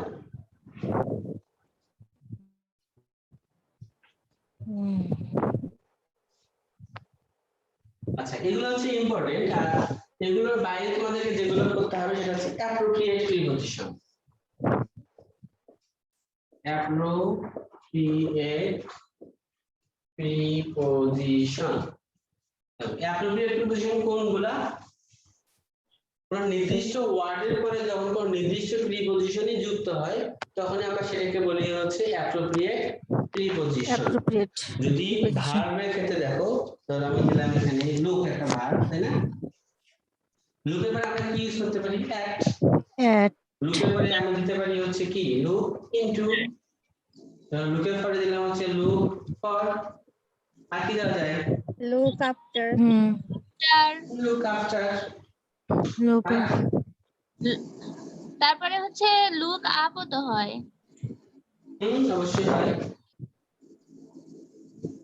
তো এখানে মেইন শব্দ কিন্তু একটাই সেটা হচ্ছে লুক কিন্তু এই লুক শব্দের অর্থ কি তাকানো তাই না কিন্তু এরপরে প্রিপজিশনের ভিন্নতার কারণে প্রত্যেকটার অর্থের একটা ভিন্নতা আসছে ভিন্নতা আসে প্রত্যেকটার অর্থটা আলাদা হয়ে যাচ্ছে যেমন লুক অ্যাট এই শব্দের অর্থ কি তাকানো। তাকানো তার মানে তাকানো তো লুক মানে তাকানো লুক অ্যাট মানে হচ্ছে কোন নির্দিষ্ট দিকে তাকানো কোন নির্দিষ্ট দিকে যেমন ধরো আমি তার দিকে তাকাইলাম তাই আই লুকড অ্যাট হার তার মানে কোন নির্দিষ্ট দিকে তার দিকে তাকাইলাম সেক্ষেত্রে কি হচ্ছে লুক অ্যাট ভার্ব একই প্রিপজিশন অ্যাট ব্যবহার করেন অর্থটা এমন হচ্ছে লুক ইনটু যখন হবে তখন তার অর্থ হয়ে যাবে কি তদন্ত করা। অনুসন্ধান করা তদন্ত করা যেমন পুলিশ এটা করে the police is looking into the case police কি করতে কেসটা তদন্ত করছে তাহলে দেখো লুকের পরে ইনটু হবে অর্থ চেঞ্জ হলো লুক ফর মানে কি খোঁজা। খোঁজা জি না লুক ফর মানে কি লুক ফর মানে খোঁজা। খোঁজাই তো স্যার লুক ফর মানে খোঁজা হ্যাঁ খোঁজাই তো। হ্যাঁ খোঁজা আর লুক আফটার লুক ফর মানে হচ্ছে খোঁজা লুক আফটার মানে দেখাশোনা করা দেখাশোনা কেয়ার তাই না যেমন বাবা মা দেখাশোনা করা we should look after our parents এরকম look up মানে কি অভিধান থেকে শব্দ খুঁজে বের করা। শব্দাংশ খোঁজা যেমন ডিকশনারি থেকে যখন আমরা খুঁজে খুঁজে কোনো কিছু বের করি তখন আমরা সেটাকে বলি হচ্ছে look শব্দাংশ up তার মানে অভিধানে শব্দ খোঁজা অভিধানে শব্দ খোঁজা তার মানে দেখো বুঝতেই পারছো যে এই একই ভার্ব এরপরে প্রিপজিশন চেঞ্জ হয়ে গেল অর্থ চেঞ্জ হয়ে গেল সো যখন এরকম হয় তখন আমরা সেটাকে বলি হচ্ছে গ্রুপ ভার্ব তাহলে গ্রুপ ভার্বটাও অ্যাপ্রোপ্রিয়েট প্রিপজিশনের মধ্যেই পড়ে এই গ্রুপ ভার্বের আরেকটা নাম আছে সেটার নাম হচ্ছে ফ্রেজাল ভার্ব ফ্রেজাল ভার্ব বা ভার্বাল ফ্রেজও অনেকে বলেছে মানে ভার্বাল ফ্রেজ বা ফ্রেজাল ভার্ব হচ্ছে কোনো একটা নির্দিষ্ট ভার্বের পরে প্রিপজিশনের ভিন্নতার কারণে যখন অর্থের ভিন্নতা হয় তখন সেই ভার্বগুলোই হচ্ছে ফ্রেজাল ভার্ব অথবা ভার্বাল ফ্রেজ অথবা ভার্ব ফ্রেজ অথবা গ্রুপ ভার্ব যেটা তোমরা বলো ঠিক একই ভাবে আরেকটা কমন জিনিস যেটা বারবার পরীক্ষায় আসে সেটা তোমাদের দেখাই যেমন ডাইটি তোমাদের জানা আছে আশা করি জি ভাই ইম্পর্টেন্ট দুই তিনটা বললে হবে এখান থেকে ধরো ডাই ফর ডাই অফ আর কি আছে ডাই ফ্রম। এই তিনটা পড়ো এই তিনটা পড়লেই এখান থেকে Die. হয়ে যাবে আসলে ধরো ডাই ফর শব্দের অর্থ কি ধরো একটা দেশের জন্য মারা শহীদ হয় এটাকে বলা হয় ডাই ফর দ্য কান্ট্রি এরকম আত্মত্যাগ করা। আত্মত্যাগ করা স্যাক্রিফাইস করা ডাই অফ কি রোগে মারা যাওয়া।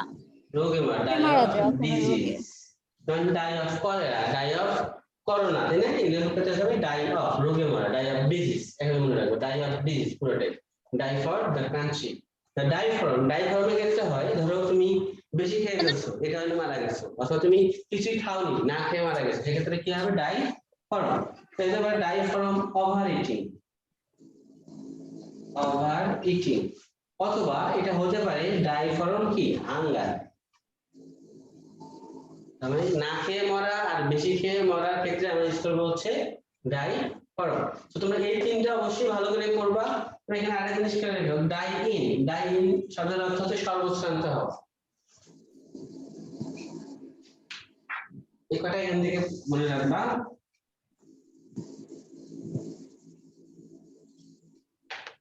ধরো এখানে আমি আরেকটা ইম্পর্টেন্ট জিনিস দেখাই, সেটা হচ্ছে পার্ট। পার্ট বি, পার্ট শব্দের অর্থ কি? ভাগ নাকি?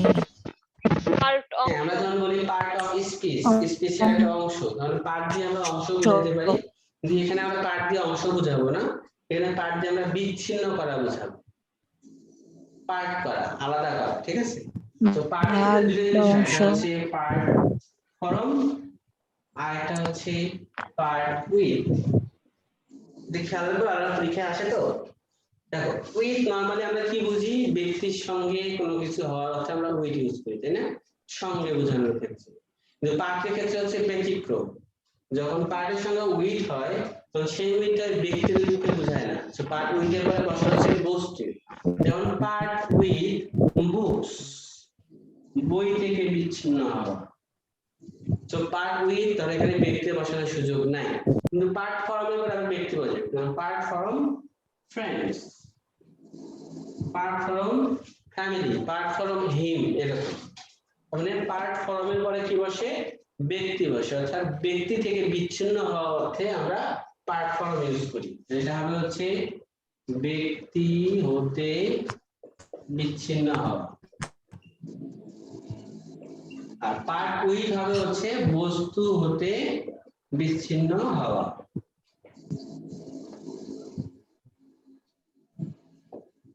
যেমন এরকম হতে পারে, I can not part with dash. Option A books, option be friends. কি হবে? বুকস হবে। Books. I cannot part with books, এখানে কিন্তু ফ্রেন্ডস হবে না, কারণ এই উইলটা হচ্ছে ব্যতিক্রম।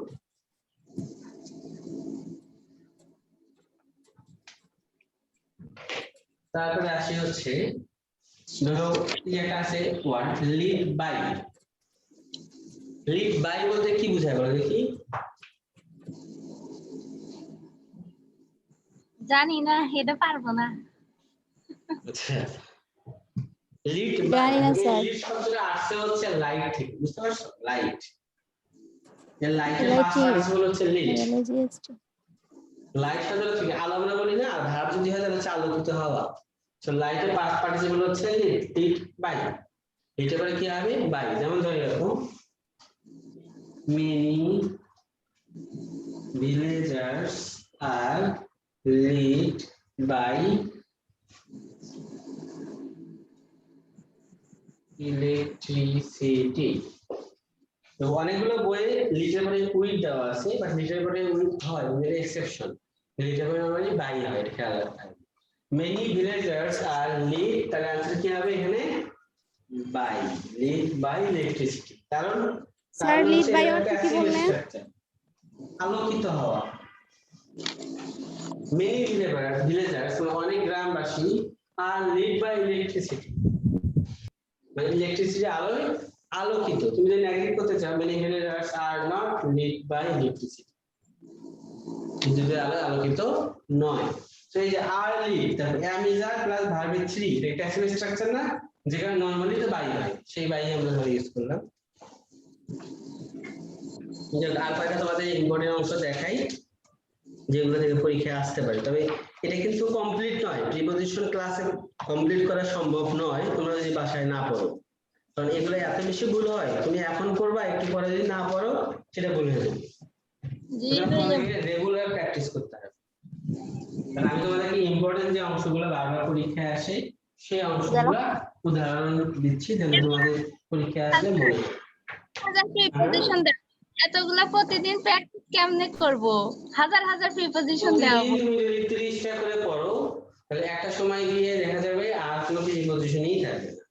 কিন্তু আগে যেগুলা পড়ছে ওগুলো তো আবার ভুলে যাই, মনে হয় যে আবার নতুন করে পড়তে হবে।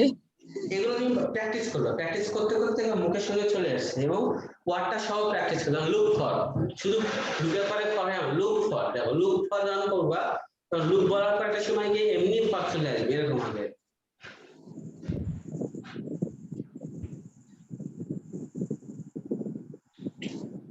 হ্যাবিট অফ কি হবে? ভর্তি জি না। অবকাশ। অবকাশ থাকা। অবকাশ থাকার আরেকটা বাংলা অর্থ হচ্ছে সুযোগ থাকা। যদি যারা অবকাশ থাকা না বুঝে তাদের জন্য। তো পরীক্ষায় আসি সবচেয়ে বেশি বার আসতে মনে হয় এটাই।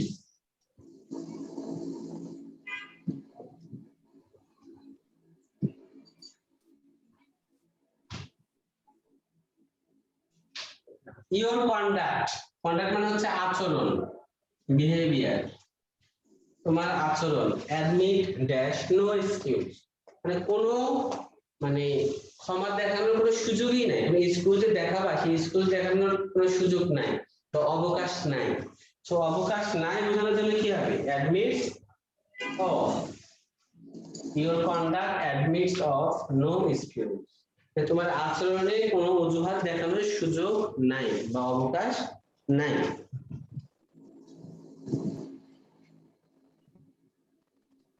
আর একটা তোমাদের টেন্সের একটা ইয়ে আছে, সেটা আমাদের দেখাই। ভাইয়া সিন্স আর ফর ওইটা একটু দেখাইন। সেটা দেখাচ্ছি।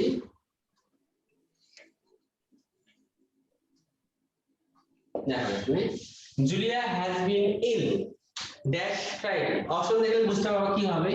Option A since, option B for, এই দুটি। বাকিগুলো এমনি বাদ দিতে পারবো আশা করি।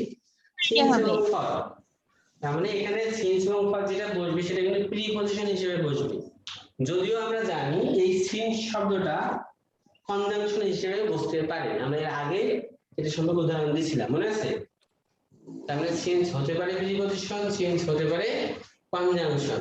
তো আমরা এখানে যেটা ইউজ করছি সেটা হচ্ছে প্রিপজিশন হিসেবে, কারণ এই ওয়ার্ডের পরে ফ্রাইডে এটা একটা নাউন, একটা নাম, যে কারণে এখানে প্রিপজিশন ইউজ করতে পারি। সো আমরা এখানে সিন্স ইউজ করব না ফর ইউজ করব, এটা ডিপেন্ড করবে যে এই যে সময়টা বোঝাচ্ছে, সময়টা নির্দিষ্ট না অনির্দিষ্ট তার উপর। যদি সময়টা নির্দিষ্ট হয় তাহলে আমরা ইউজ করব সিন্স, আর যদি সময়টা নির্দিষ্ট না হয় সেক্ষেত্রে হবে হচ্ছে ফর।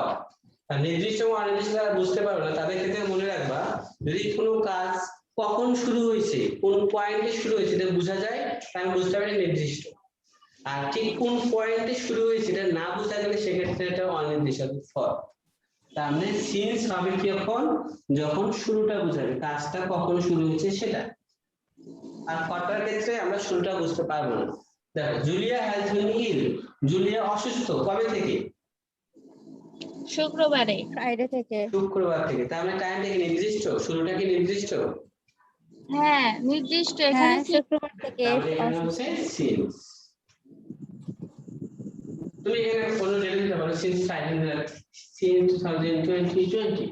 2020 সাল থেকে অসুস্থ, তার মানে আমরা বুঝতে পারছি শুরুটা 2020 সালে।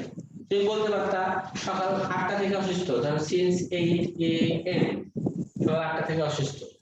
তাহলে সবগুলো কিন্তু এখানে নির্দিষ্টতা বোঝাচ্ছে, সকাল 8টা 2020 সাল, ফ্রাইডে, সবগুলো। বা এখানে যদি কোনোভাবে এই বিষয়গুলো না থাকতো, দিতাম এখানে 2 hours, 2 years, 2 months, 2 weeks, তখন কি হতো? দেখো, তুমি যদি জিজ্ঞেস করো শুরুটা কখন, তুমি শুরুটা বুঝতে পারছো না। 2 ঘন্টা থেকে অসুস্থ সেটা তুমি বুঝতে পারছো, এক্স্যাক্টলি শুরুটা কখন সেটা বোঝা যাচ্ছে না, যে কারণে এখানে আর চেঞ্জ হবে না, এখানে হবে হচ্ছে ফর। আর ডিউরিংটা স্যার, ডিউরিংটা বুঝাই দেন। ডিউরিং বলতে বোঝা যাচ্ছে কোন একটা জিনিস চলমান, অতীতকালে কোন একটা জিনিস চলমান ছিল এমন অর্থে আমরা ডিউরিংটাকে ইউজ করি। আর সেটা কি সবসময় স্যার অতীতকালে হবে? হ্যাঁ, ডিউরিং মানে অতীতকালেই হয়। অতীতকালে শুরু হয়েছে অতীতকালে শেষ হবে নাকি সেটা বর্তমানে চলবে? না, বর্তমানে ডিউরিং এর কোনো ইয়া থাকবে না, অস্তিত্ব থাকবে না। বর্তমানে চলমান ক্ষেত্রে আমরা হোয়াইল ইউজ করি, ঠিক আছে?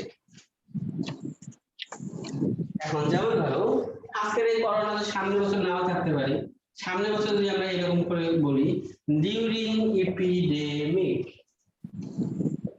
এপিডেমিকের সময়, ডিউরিং ধরো উইন্টার বা সামার, যে কথাই বলি না কেন, তারপরে আমরা কি হবে, আমরা কি করছি, আই বা we were facing many difficulties. আমরা এই যে ডিউরিং এপিডেমিক এটা বোঝাচ্ছে একটা কন্টিনিউয়াস বা কন্টিনিউটি কন্টিনিউয়াস সিচুয়েশন বোঝাচ্ছে ওই সময়টা চলমান ছিল we were facing many difficulties আমরা অনেক ধরনের কিছু ফেস করতেছিলাম তখন যখন এই এপিডেমিকটা চলছিল সেই সময় সো অতীতকালে কোনো একটা কাজ চলমান ছিল যেটা অস্তিত্ব বর্তমানে নাই সেক্ষেত্রে আমরা ইউজ করব হচ্ছে ডিউরিং ঠিক আছে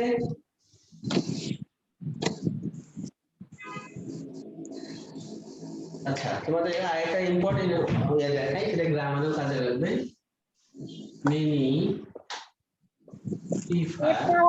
করেন হ্যাঁ তাড়াতাড়ি শেষ করেন তোমার জন্য ছুটি এখনই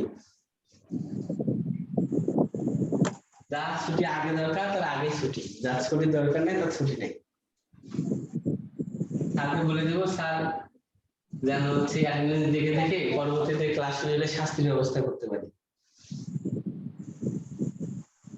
এখন বড় হয়ে গেছে আমরা আমাদের শাস্তি দেওয়া যাবে না বড় হলে কি তোমরা ওই মানে ছাত্র ছাত্রীর যে পরিচয়টা নিছো এটা বলতে পারবা ভাইয়া বেঞ্চের উপর দাঁড়া করে চেয়ার খাইতে চাইলে এত বড় মানুষ আমি যখন কলেজে পড়তাম ইন্টারমিডিয়েটে তখন তো আমাদের স্যাররা মারতো আর ছোটবেলায় শুনতাম কলেজে বললে মারে না জি ভাই এক কলেজে খুব মারছে মার খাইছি অনেক তাইলে ক্লাসের বাইরে মারি পাওয়ার কোনো বয়স নাই তো এই চিন্তা করে লাভ নাই ঠিকঠাক ক্লাস করো ভালো জায়গায় ভর্তি হও মাইটার খাবা না যদি সেটা না হয় তাহলে সব জায়গাতেই ঝামেলা মা বাবা মারতে মারে কিছু বলতে পারি না এই মার থেকে বাঁচার জন্যই তোমাদেরকে ভালো কিছু করতে হবে যেন কেউ মারার চিন্তাটা না করতে পারে আচ্ছা এখানে আমরা দেখি many prefer donating money dash distributing clothes এটা आंसर তোমাদের পারা উচিত আমাদের সারপ্রাইজটা কি আমি জানি না সারপ্রাইজটা কি স্যার আমি একটা সারপ্রাইজ হব একটা গ্রুপে যে পোস্ট করে না হচ্ছে কোশ্চেন করে কোশ্চেনে অ্যানসার দেয় না আমরা না করলে তো অ্যানসার দিতে হবে আমাদের এভাবে ঘুরাই কেন গ্রুপে কোশ্চেন করলে आंसर দেওয়া উচিত কিন্তু সেটা কি কোনো নির্দিষ্ট সময় মানে ইয়া কথা বলা ছিল যে কখন आंसर দিবে বা এই ধরনের কিছু হয়তো মানে অনেকে রেসপন্সের জন্য ওয়েট করতেছিল সবাই পারতেছে না বলতেছে বলে দেন মনে হয় কি সে নিজেই পারে না যে পোস্টটা করে বিষয়টা হচ্ছে কি যখন পোস্টাররা পোস্ট দেয় তখন উনি চায় যে এটার একটা आंसर আসুক যখন তোমরা এখানে অ্যাটেন্ড করো না তখন হয়তো ওয়েট করে যার কয়েকদিন যাক বা আর কিছু সময় যাক তখন आंसरটা দেবে তাহলে তো অবশ্যই आंसर দিবে এটা সমস্যা না এটা কি তোমাদের ধাঁধা টাইপের কোশ্চেন না বইয়ের পড়া সংক্রান্ত কোশ্চেন দাদা এটা তোমাদের একবারে ইন্টারপার্সোনাল বিষয় এটা সত্যি আমার কোনো সম্পর্ক নাই তোমরা মজা করার জন্য आंसर দিবা এটা দিয়ে দিবে সবাই তোমরা आंसर করো आंसर করার পর দেখবা যে হয় ভালো आंसर আসছে তাহলে কোনো সময় आंसर উনি দিয়ে দিবে আনসারটা বলেন ফুটা দেন এটা কি বলে হ্যাঁ দুটো হাতের আয়ের উপর যে ফুটা দেন এই ফুটাটাকে কি বলে এই যে এটা যে পোস্টটা উনি ভালো জানে আয়ের উপর ফোটা এটা কি এটা তো বলতে পারবো না এইরকম কোশ্চেন করে এই গ্রুপে যেখানে বলে দিছে যে আয়ের উপরের বিন্দুটাকে কি বলা হয় তো বিন্দু বলে আবার ওটা কি বলা হয় এটা কেন জানা লাগবে বুঝলাম না হ্যাঁ আমরা ধরে নিই এটা একটা বিন্দু স্যার কিছুদিন আগে একটা ম্যাথ দিছে I ball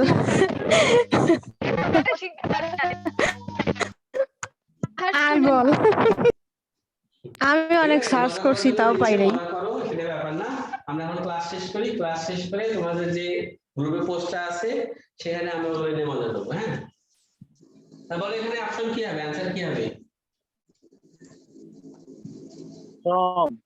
many prefer donating money dash distributing clothes হবে 2। টু কেন টু হবে? আমি তো দেখতে পারতেছি না, সবাই কথা কয়। 2 হয়। টুই হয়, কারণ লাগবে না। দেখো এখানে ব্যাপারটা হচ্ছে প্রিফার। এটা আমরা যখন ডিগ্রি অফ কম্প্যারিজন অর্থাৎ comparison of adjective and adverb পড়ছিলাম, সেই চ্যাপ্টারে পড়ছিলাম যে প্রিফার শব্দের অর্থ কি গুরুত্ব দেয়া, তাই না? তুমি যখন বলো যে আই প্রিফার টি বা আই প্রিফার কফি বা আই প্রিফার চিকেন, যখন তুমি বলো আই প্রিফার চিকেন, তখন কিন্তু এটা অর্থ দাঁড়ায় যে তুমি চিকেনটাকে পছন্দ করো। পছন্দ করার অর্থ হচ্ছে তুমি হয়তো বিফটাকে পছন্দ করো না, বিফের চেয়ে চিকেনটাকে পছন্দ করো।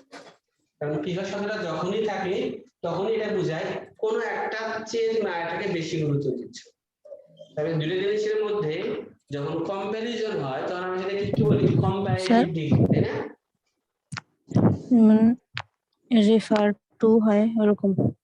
বুঝতে পারছো? তার মানে দুটো জিনিসের ভিতরে একটা ভালো কিংবা একটা খারাপ এমন অর্থ আমরা কম্পারেটিভ ডিগ্রি ইউজ করি। কম্পারেটিভ ডিগ্রি পরে কি থাকে? দেন বসে, তাই না? যেমন rolling is better then coding, এখানে যে বেটার তারপরে কি আসলো? দেন।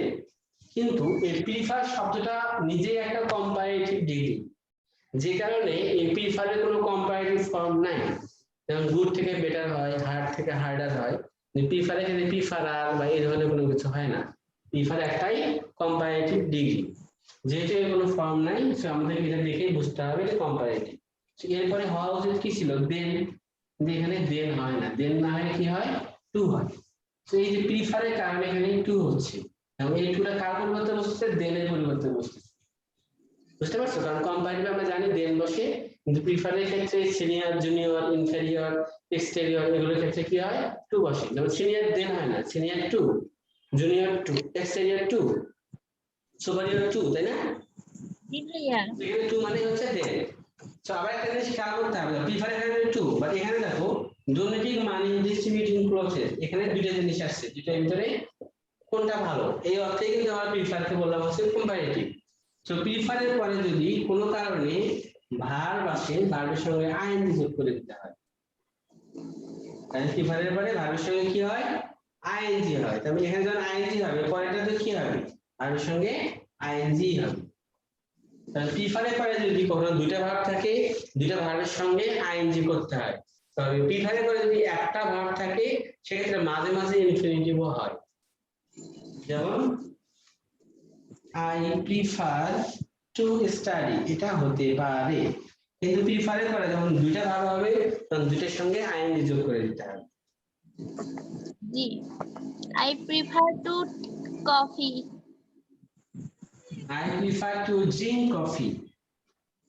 Drink coffee. আচ্ছা, আর একটা কোশ্চেন যেটা নিয়ে খুবই বিতর্ক হয়,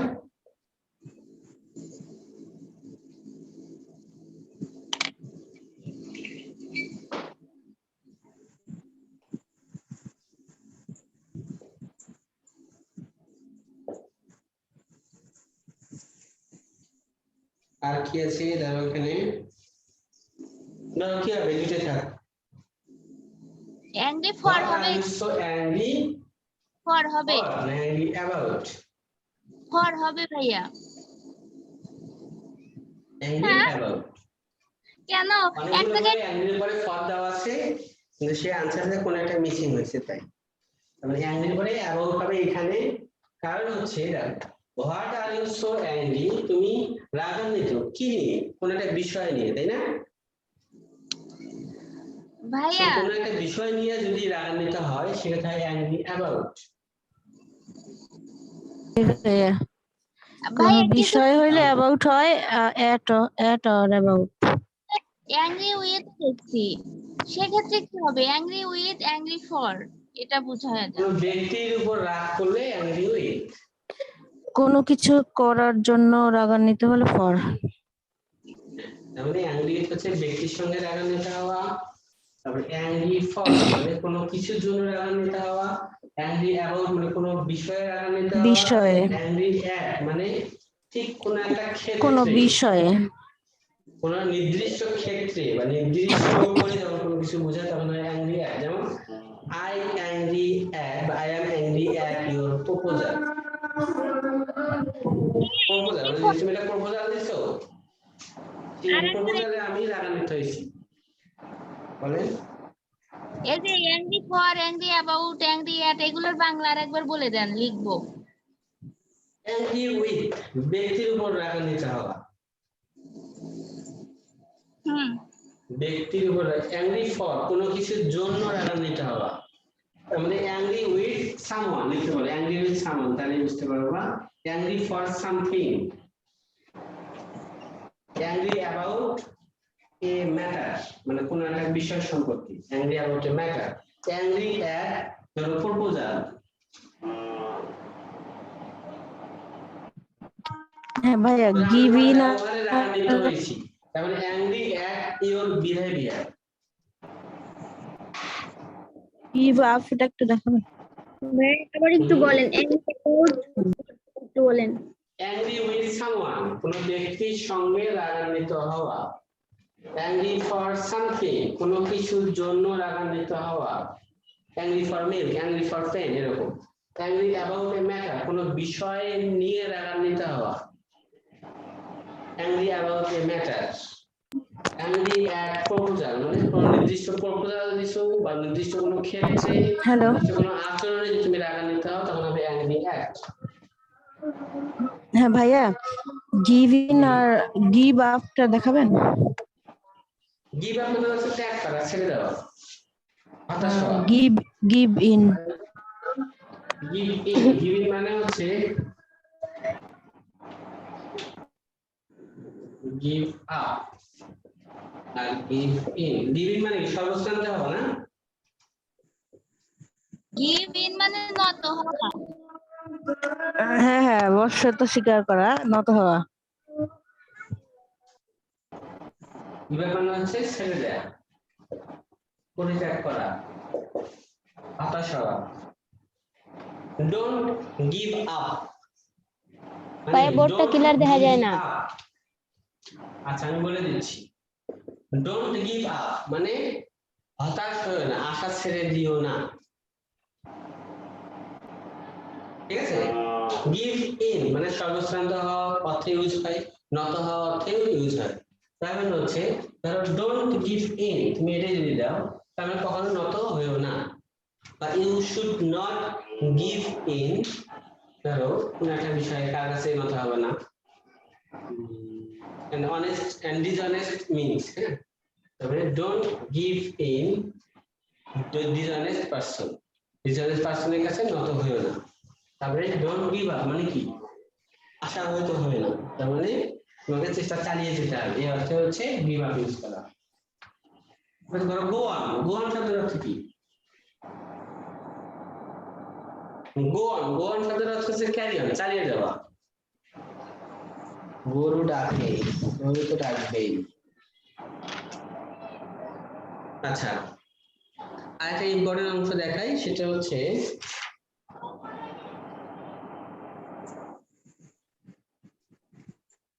আর্গু। এটা সহজ আছে, আর্গু উইথ, অ্যাংরির মতোই, argue for, argue at, argue about, same অ্যাংরির মতো। বলে দিতে হবে argue with someone, argue for something, argue at, কি হবে ধরো নির্দিষ্ট কোনো স্পেসিফিক বিহেভিয়ার, স্পেসিফিক ধরো হচ্ছে প্রপোজাল, এমন ক্ষেত্রে হচ্ছে angry at, angry about a matter।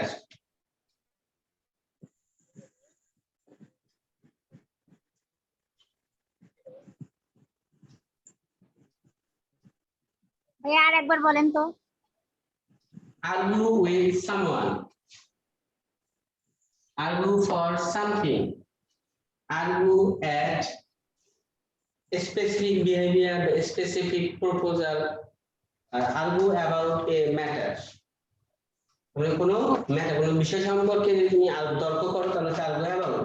কোনো নির্দিষ্ট ক্ষেত্রে, কোনো নির্দিষ্ট আচরণে, কোনো নির্দিষ্ট কোনো প্রপোজালে, প্রস্তাবে তুমি যদি argue করো সেটা argue at। argue for কোনো কিছুর জন্য যদি তুমি তর্ক করো সেটা argue for। R argue with কোনো ব্যক্তির সঙ্গে যদি তুমি তর্ক করো সেটা হচ্ছে argue with। যেমন তো sometimes I argued with my friends, মাঝে মাঝে আমি আমার বন্ধুদের সঙ্গে তর্ক করি, আমি argue with my friends, argue with him, এরকম। ভাইয়া আর্গুই অ্যাবাউট ওটা কি হবে? কোনো ম্যাটার। বিষয় সম্পর্কে argue about a matter।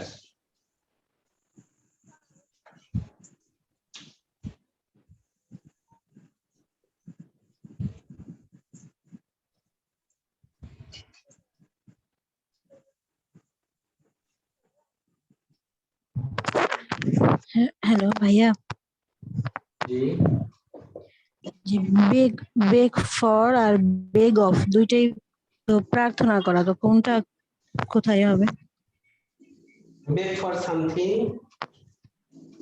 beg of R something, বেগ এটা অফ একই। এটা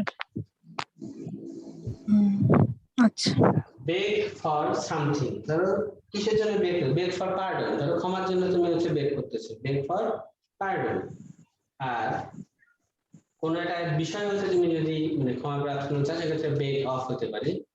যেমন ধরো হচ্ছে beg of your conduct, beg of your behaviour, এরকম।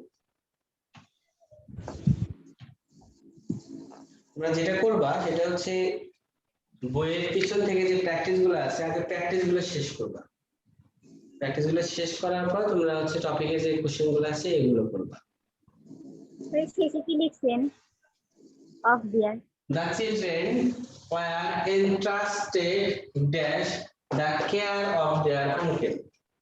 ইন্টারেস্টেড টু হবে। ইন্টারেস্টের ক্ষেত্রে দুটো জিনিস হতে পারে, একটা হচ্ছে entrusted to আর একটা হচ্ছে entrusted with। এটা কিন্তু উল্টা, entrusted to যে হচ্ছে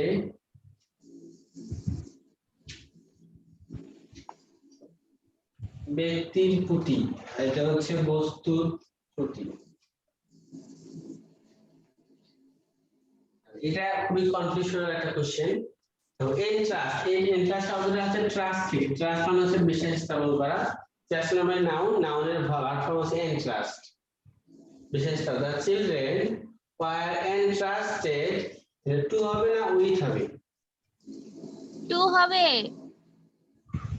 এটা নিয়ে খুবই কনফিউশন আছে, বাট আমার মতে এখানে উইথ আনসার করা টু যাবে। হবে ভাইয়া উইথ। বুঝাইছে তো। এটা এটা না, এখানে কি হবে দেখো, দা কেয়ার তো তোমার এখানে কি ব্যক্তি না বস্তু? ভাইয়া দা কেয়ার কিন্তু মানে বা সেন্টেন্সটা থাকবে, সেটা নিয়ে করতে হবে নাকি আগে? ওই যে দা চিলড্রেন ওয়্যার, এখানে যে বিষয় না, বিষয়টা হচ্ছে এর পরেরটা দেখবা, কার উপর ইন্টারেস্ট করতেছে। ইন্টারেস্ট উইথ সামওয়ান যদি হয় তাহলে হচ্ছে interest to, interest with something যদি হয় তাহলে ইন্টারেস্ট উইথ। এটা নিয়ে বিভিন্ন ভাবে বিভিন্ন রকম মানে অ্যানসার দেয়া আছে। দেখো অফ দেওয়ার আগে যদি বাদই করে দেয়, আমি প্রিপোজিশন যুক্ত অংশ বাদ দিয়ে দিলাম, তাহলে কি দা কেয়ার, দা কেয়ার তার ব্যক্তি নয়, যেখানে হচ্ছে with, interested with the care. আর এখানে যদি দা কেয়ার না হয় দা দেয়ার আঙ্কেল হইতো, তাহলে কি হইতো, ইন্টারেস্টেড টু, ব্যক্তির প্রতি বিশ্বাস স্থাপন করা হচ্ছে। হ্যাঁ, এই জায়গাটা একটু মানে কনফিউশন আছে, এজন্য খেয়াল করবা। ইন্টারেস্ট টু ব্যক্তির প্রতি বিশ্বাস স্থাপন করা, ইন্টারেস্ট উইথ বস্তুর প্রতি বিশ্বাস স্থাপন করা। তোমাদের জন্য আর দুই তিনটা দিয়ে শেষ করে দিই। তিনটা প্র্যাকটিস তোমাদের।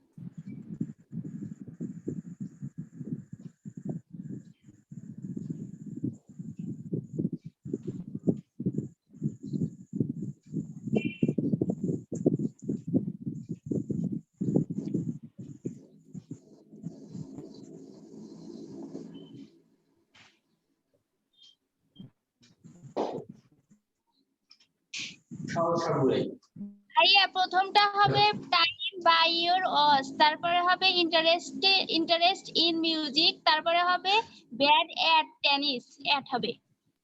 Sir what is the time? বলেন কি লিখছেন লিখতে দেখতে পারি নাই। পাচ্ছি না। What is the time? হ্যাঁ What is the time? R By কিছু your দেখা যায় না, watch. মুখে ঘড়িতে বলেন। সময় দেখা হচ্ছে বাই হয়, বাই ইওর ওয়াচ, ঠিক আছে? ভাইয়া বোর্ড দেখি নাই। তাই আমি বলে দিচ্ছি, what is the time dash your watch. ঘড়িতে এখন কয়টা বাজে? এই অর্থে আমরা এখানে বাই ইউজ করব, বাই ইওর জি ওয়াচ। ভাইয়া, by. Number 2, I have no interest. In ইন্টারেস্টের পরে বসে হচ্ছে ইন, ইন্টারেস্ট ইন। তোমার সবগুলো হয়েছে ইন্টারেস্ট ট্রাস্ট ইন হয়। হ্যাঁ, ইন্টারেস্ট ইন শব্দের অর্থ হচ্ছে আগ্রহী। I have no interest in music. আমার মিউজিকে কোনো আগ্রহ নাই। I am not bad, আপনি হচ্ছে at, bad at কিংবা good at। good at মানে হচ্ছে দক্ষ, যে পারদর্শী, আর bad at মানে হচ্ছে তো অপারদর্শী, অদক্ষ। এক্ষেত্রে যেমন I am not bad at tennis, আমি টেনিসে অপারদর্শী নই, অর্থাৎ অদক্ষ নই, তার মানে দক্ষ। মেয়ে বলতে পারতো I am good at tennis, I am good at কি playing, I am good at studying, যেটাই দাও। হচ্ছে অ্যাট হবে, মানে দক্ষ অদক্ষ যেটাই বোঝাক না অ্যাট হবে। রাইট। স্যার সেকেন্ড আরেকবার বলেন কি লিখছেন? ভাইয়া I have no interest in, তারপরে কি? Music, music. ভাইয়া যে কোনো মানে প্রিপজিশনের এখানে উইথ থাকলে কি সেটা ব্যক্তির সাথে মানে বসতে কি উইথ বসে ব্যক্তির সাধারণত বোঝাতে? তাই হয়, কিন্তু দুই একটাতে হ্যাঁ সাধারণত তাই হয়, দুই একটা ক্ষেত্রে আলাদা। যেমন পার্ট উইথ, এখানে পার্ট উইথ ব্যক্তি বসবে না, বস্তু ও আচ্ছা, এটা তো বস্তু। হ্যাঁ ইন্টারেস্ট উইথের ক্ষেত্রে ব্যতিক্রম। ঠিক আছে। হচ্ছে উইথ হয়, কিন্তু অ্যান্টিপ্যাথির ক্ষেত্রে তো টু হয়। অ্যান্টিপ্যাথি টু আর অ্যান্টিপ্যাথি টুয়ার্ডস দুটোই হয়। উইথ হবে, অ্যান্টিপ্যাথি তো উইথ না, হওয়ার কথা। অ্যান্টিপ্যাথি উইথ হয় না, নরমালি অ্যান্টিপ্যাথি টু হয় বা টুয়ার্ডস হয়। আর সিম্প্যাথি উইথ। এখন সিম্প্যাথি উইথ হয়, সিম্প্যাথি ফর হয়। আমি একটাই জানি ভাইয়া, সিম্প্যাথি ফর হয়, সিম্প্যাথি ফর। সিম্প্যাথি তো হয়, দুটোই হয়। দুইটাই হয়। বিষয়টা হচ্ছে কি, আমরা তো প্রিপজিশনগুলো নরমালি যেগুলো পরীক্ষায় আসে বা সচরাচর ইউজ হয় সেগুলোই করি, কিন্তু প্রিপজিশন অনেক রকমের ব্যবহার আছে। যখন আমরা ধরো ফরেন বইগুলো পড়বো সেগুলো জানতে পারবো, যে কারণে ধরো কোনটা করে কোনটা হয় এটা আমাদের ধরো অ্যাকুরেটলি জানার উপায় নেই। এত পড়াশোনা আমরা কেউই করি না। তো গ্রামারটাকে যতটুকু সহজভাবে শেখা যায়, যত মানে কমের মধ্যে শেখা যায় ততই ভালো। ব্যাপার না, ডু নট ট্রাই কি হবে? ভাইয়া হিড টু মানে কি? হিড টু একটু মানে হচ্ছে কর্ণপাত করা, মানে শোনা কোনো কিছু। কেউ কিছু বলতেছে, তুমি সেটা শুনতেছো, কানে দিয়ে শুনতেছো, এটাকে বলা হয় কর্ণপাত করা। আচ্ছা। দেখো এটা তোমাদের last question, do not try dash spell milk. জানি না। ডু নট ট্রাই, এটা মনে রাখবো, over try over spell milk এর অর্থ হচ্ছে মায়া কান্না করা, মায়া কান্না করা। অর্থ হচ্ছে মায়া কান্না করো না। Do not try over spell milk.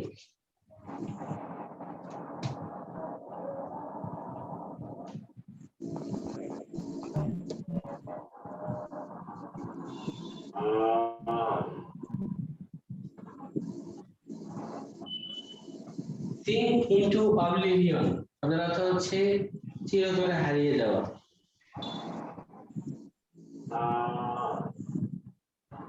যেমন ধরো many singers, গরু ডাকে।